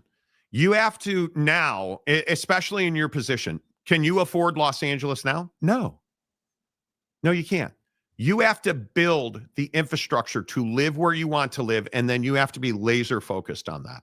Mm-hmm. And for me, I have a goal of, in my e-commerce space, of scaling that to $100,000 a month within 15, 18 months. That's my goal. My initial goal is, hey, let's get to 10,000 a month. Let's get to 25. Profit and take home. Yeah. Let's get to 10,000. Let's get to 25. Let's get to 50. Let's get to 100, right? Like, I have benchmarks and I have a business plan to get me there. And I think that it's really important that you have a plan, because we, again, I think we do this thing where we're like, oh, you can't afford to live in LA. Well, you're right. Not right now. But are you, when you decide you want to move to LA, are you the guy that's going to go buy a $50 million mansion? You're probably not. So what you have to do is you have to tell yourself, okay, well, what I'm going to do here is I'm going to find my mansion, but I'm going to renovate it. I'm going to buy a dilapidated. That's what we have to do. But we don't think in those terms because we're so locked on the sticker price of the house we want. And we're locked on the sticker price of the car we want. Or if you're not willing to build the life you want, and if you're not willing to manifest things, like I've really gotten into this habit here lately, and I think it has paid huge dividends for me. I've gotten into this habit of thinking it, writing it down, and saying it. Okay, like, I want to live in LA. I want to live in LA. I'm going to think about, I want to live in LA. I'm going to write that down. I want to live in LA. And then I'm going to say it. I want to live in LA. I want to live in LA. I want to live in LA. And I'm going to think about that. And I am going to build a practice of making myself able to afford to live in LA. And I'm telling you, I know it's crazy, but this manifestation thing works. When you think about it and then you write it down and then you speak it, it really makes a difference. And you can't just believe anymore that housing prices are going to come down. You can't believe anymore that the cost of your Lamborghini Aventador is going to come down. They're not coming down. We are at a place where we are going to pay this much for houses. We are at a place where we're going to pay this much for cars. And I think there's absolutely a chance, hey, the cost of food is going to come down. The cost of gas is going to fluctuate. And when this, Forever. while this administration's in office, it's going to ride higher than it should, but gas is going to fluctuate. Taxes right now for the lower and middle class are going to be through the roof as they are. But the one thing that you can control is yourself and the money that you make. And you have to manifest the life that you want. Think about it, write it down, speak it, and then go and do it. And it really is, it really is a simple concept that takes, oh boy, go foul. Whoo, that takes some doing. But the number one thing that you have to do is you have to believe. And so many people don't believe, oh, that house is $100,000. I can't afford it. Okay, that house is $100,000 and you can't afford it right now. But what says in do you know how dramatically different your life is going to be in 6 months, 10 months, 18 months? Right? If you put some rubber to the road, how different will your life be? I think it's going to be pretty dramatically different. Cubs are down to the last out they need to get. Brad Keller on the mound. Now, I'll remind you, last time he was in this position, he had the yips, and he hit 2 guys and walked another guy, and then they pulled him, and the Cubs lost the game. So, or no, they won that game. That was a clinching game. And I think this is the first time he's pitched since. That's what it was. So, Monty 2028. But I know Let's go. That's what everybody says. Cubs win, make daddy money. You want to make more money? Buy season tickets and sell them on StubHub. I've made a killing doing it. Right? I've made a killing doing it. Jake and I today finally got paid on an AI deal that we did. Right? Like you do these things. I'm just telling you, and I understand that people don't believe in it. Right? I understand that people think it's all hooey. Build the life you want and work to facilitate it. And you can do it. My wife and I talk about this shit all the time. We just, in the span of 2 weeks, moved from Salt Lake City and Seattle. And now it's cost me about 10 G's, but I just took the townhouse that I own in Salt Lake City, painted the entire thing white, and I'm going to have to tear down a tree. And I sold pretty much everything that I own. And now we're going to rent that house. It rented in 2 days to the first person who looked at it. Now, are we going to make $10,000 a month on that? No, I'm going to make about $250 a month on that house. But I'm not losing that. Right? And now I live in a high-rise condo in Seattle. I drive a car that's $100,000. And my lifestyle has not changed at all. Because we're working to build the life that we want. Now, is this forever? Seattle's not forever. Seattle's a way station. Do we go back to Salt Lake? Maybe. Do we, who knows? But what if my life completely changed in 2 weeks? What can your life do in 2 months or 2 years? My question for millennials is, do you believe? Now, I know it's very Deion Sanders of you, but do you believe? And I don't think millennials believe, Jake. Yeah, well, I mean, I think, I think that we were, I obviously believe in everything you're saying. I mean, because I'm on the same path, working on the same things, building from a different stage in life, but still building. I think that a lot of millennials are just a little beaten down by it and not willing to look at new things, or that, I agree, a lot of people are in that rut. But don't let it get there. Yeah, but I think a lot of people do. It's it just is what it is. I mean, it's not, this kind of energy is not for everybody, and that's okay. People will find it, it'll work. But when I was saying, hey, LA is not affordable, what I mean when I say that is not just whether a 9-to-5er could afford LA. If living in LA, whether you have the money to do it. Let's say that you're a millionaire and, you want to find a place in LA. We all understand that the dollar just doesn't go as far in LA as it does in other areas. And you inherently understand that. And so you have to look for opportunities to buy an $800,000 shit box and renovate it. And so that you can make money on it and build. So I don't disagree with any of that. I just think that that people don't understand how to level up and reach to those new heights that you really have to reach Are to you start to enjoy scared? life. Are you scared? Of what? This. Are Just you the whole scared thing? of this conversation, this life, this? No, I mean, I'm not scared of it per se. I think I agree with the concept of, hey, like you have to decide like what your North Star is. You got to decide like what life you want to, like how you want to build your life. Yes. I think that's the first step. Like you can build a ton of different businesses and do a lot of different things, but if you don't know why you're doing those things, like that's the issue. You know, like you have to be able to say, okay, cool, I'm here now, but like I'm going to build this e-commerce business or whatever business so that I can make, more money and I can build my life and I can gain more flexibility and I can essentially buy my time back in my day. From there, then, if you know what you're trying to build, it becomes a lot easier to work through the challenges, but if you don't know what you're trying to do, that's the hard part. Because I do think millennials operate from a position of fear. And you just got to stop. Well, I just don't think that the thing that millennials I don't think grip yet is like everyone talks about, and I've matriculated on this a little bit. Like everyone talks about like the student debt or the credit card debt or just like the position that they're in.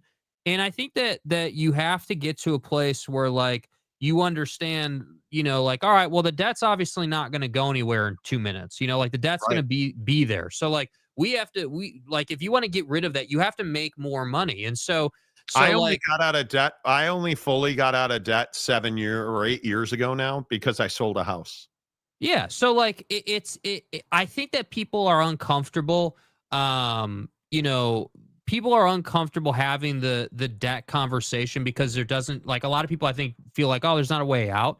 But I disagree with that. I think that there are games you can play with it. Like you can, like if you have good credit, just as an example, if you have good credit, you can ask for an increase on your credit line. That'll lower your utilization rate and help your credit score and buy you some more time to make a move that'll help you get out of debt. Like there are little things that you can do. I just think though, I think most people look in the macro instead of the micro when it comes to like paying off debt. You're exactly right. I think you're exactly right. I mean, when you have, if you've got $10,000 or $1,000 or more in debt, you have no business buying anything. You just don't. If your goal is to get out of debt, I can tell you, I lost sleep over it every single night. And for me, I think you have to have a rock solid plan. But when I look at these bigger picture conversations, you have to have concrete belief in yourself. And I think so many people don't believe in themselves because they've been talked out of doing something. So they haven't practiced the skills that lead you to confidence. You have to know confidence is a skill that you practice every day. I just did a TikTok on this today. Confidence is a skill you have to practice every day, multiple times a day, because we get so much bullshit in our ears about how we're not good enough, we're not smart enough, millennials are stupid, they make bad decisions. I just don't buy that. And I know we're way over time here, so I'm not trying to talk people's ears off, but what I'm trying to tell you guys, you have to be brave and you have to create the life you want to live. If you are collecting a check and you are doing nothing outside of that, like what Mr. Preston said, I have to go find his comment now because we get a lot of comments. I appreciate that. Oh, it's on the screen. What am I doing?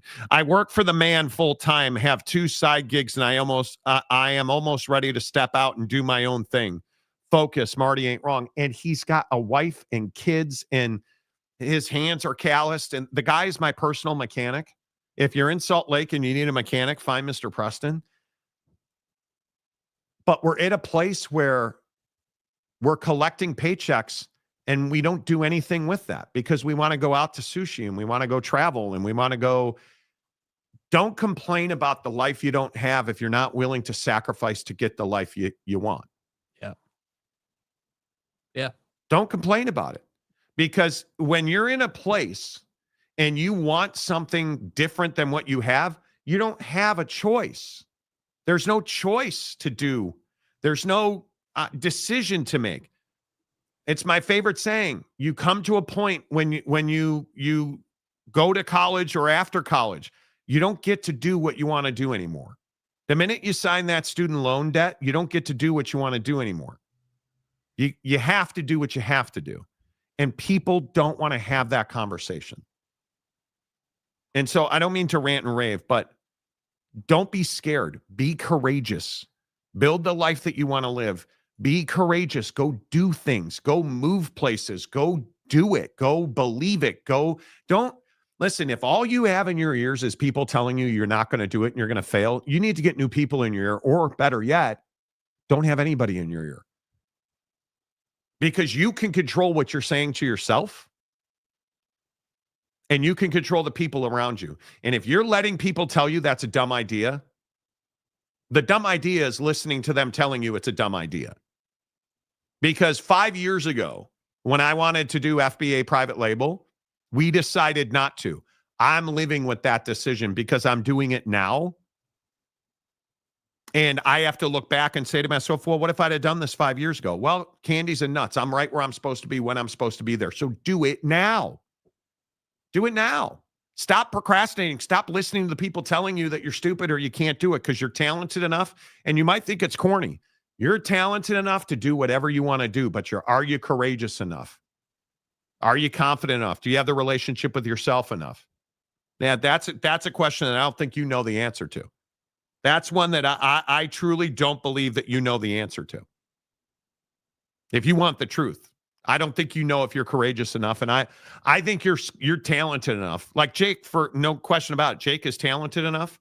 He's confident enough. He knows how to do. Like, you know how to do everything you need to do. Would you agree with that? Yeah, I know everything. I know how to do the things I want to do. I know the things that I like to do, the things I don't like to do. I know it's weird. Like, it's like you and I haven't discussed this, but like recently, I've kind of had I've just been pondering like what I want to do with my situation, and like just what I want to go after. And like, it just gets really clear. Like, once you take a second, you think about, okay, well, like, like what do I want to do? Like, what's the game plan? Like, how do I want to go after this, cause like I have a pretty solid situation, like debt. Yes. But like overall, like I have a pretty simplistic situation currently. And, like everything that I want to do is in front of me. And I think that I have, I like this, the Amazon thing, it's just an educational thing. You didn't do it 5 years ago because there wasn't a course 5 years ago. There wasn't an education 5 years ago, in my opinion, that you could really go out and reliably get. Like, it was on YouTube, but I don't really feel like what we got and what we've been able to learn wasn't really out there yet. And so, No. So I think it's yes, I feel confident in the things that I want to do. I feel really confident as of late of how I want to go about doing it. I feel really comfortable with the process of doing it and the timeline of doing it. And like, and things kind of start to fall into place. Like, I think it was like 2 months ago when this AI deal thing that we announced or whatever we're talking about, like we got good news on that. And it just kind of falls in line, like it's taken a long time for anything to come of it. But like, that deal getting done helps you do one thing, which helps you do another thing. And it just kind of falls into place. So, yeah, I mean, I like, I see the path, and I think it takes time to see the path, And I think Gabriel's comment here about stop playing Fortnite. You know what the funny thing is? When's the last time you sat in a quiet room and did nothing but think? Mm-hmm. That's not something we do. You know what I've been doing since I moved to Seattle 2 weeks ago, or going on 2 weeks ago? Like, my wife is not home from work yet. It's 5:30 Pacific. My wife's not home from work yet. So I'm going to, when we're done with the show here in a minute, I'm going to take my dog and I'm going to walk down to the water. And I'm going to go stare at the islands here over Puget Sound. I'm going to go stare at the islands. I'm going to let the sun hit me in the face, and I'm going to think about some things. Because when you're alone with yourself, and a big problem for men, honest to God, how often are we alone with our thoughts? Almost never. And you know the only time you're alone with your thoughts is in the middle of the night. And think about how much panic you have being locked in your own head. That's what you got to fix. Because I'm telling you, if you'll take some time and you'll stop fucking playing Fortnite, and you'll stop going out to eat, and you'll stop smoking weed, and you'll stop hanging out with those guys who are playing Fortnite, going out to eat and smoking weed, it's amazing the clarity you get when all that clutter is gone. Yeah, and I would also contend too. I completely agree with that. I would also the final thing I would say on this is we're talking about like getting out and getting into a better spot. Like think about how you can monetize the things you like to do. I mean, Fortnite's not the problem. It's that you don't make any money from doing it. That's the interesting thing. It's that you're not thinking about making money. Yeah, like I think that, dude, there was a boom. Like people made millions of dollars streaming Fortnite. You just didn't. That's the thing. It's OnlyFans. Yeah, exactly. She makes $2.5 million a month. Nobody else is making that. So if I said, hey, like I've got my day job, and I'll have my day job for many more years, I'm sure. I've got, I'm going to build this e-commerce business. And then at some point, like in my life, when I have extra time, I would love to stream me playing games or something, because I like to play games. Like it's not a problem to do that, but you have to, you can't be doing that when, you don't have anything else going. That's the problem, dude. That's the issue. It's not the game. It's that you don't have anything else going on. So, and I can't tell you how many people in Salt Lake used to stop me that since I got the BMW. It must be over a dozen times. Wow, I didn't think you really owned that car. Yeah, bro. That's the problem right there. I want you guys to start thinking about this stuff, because we talk about on a regular basis our struggles in life. And I hope that we get together every day and we share some of that, right? I hope that we get together and we talk openly and honestly about where we are in this life, because I think it's really important. We as men, we don't get to do that. We don't get to do that. We don't have safe spaces to do that. We're not allowed to do that. The Monty Show is always presented by The Advocates at theadvocates.com. Football Thursday tomorrow. Until tomorrow, say goodbye, Jake. Goodbye, Jake.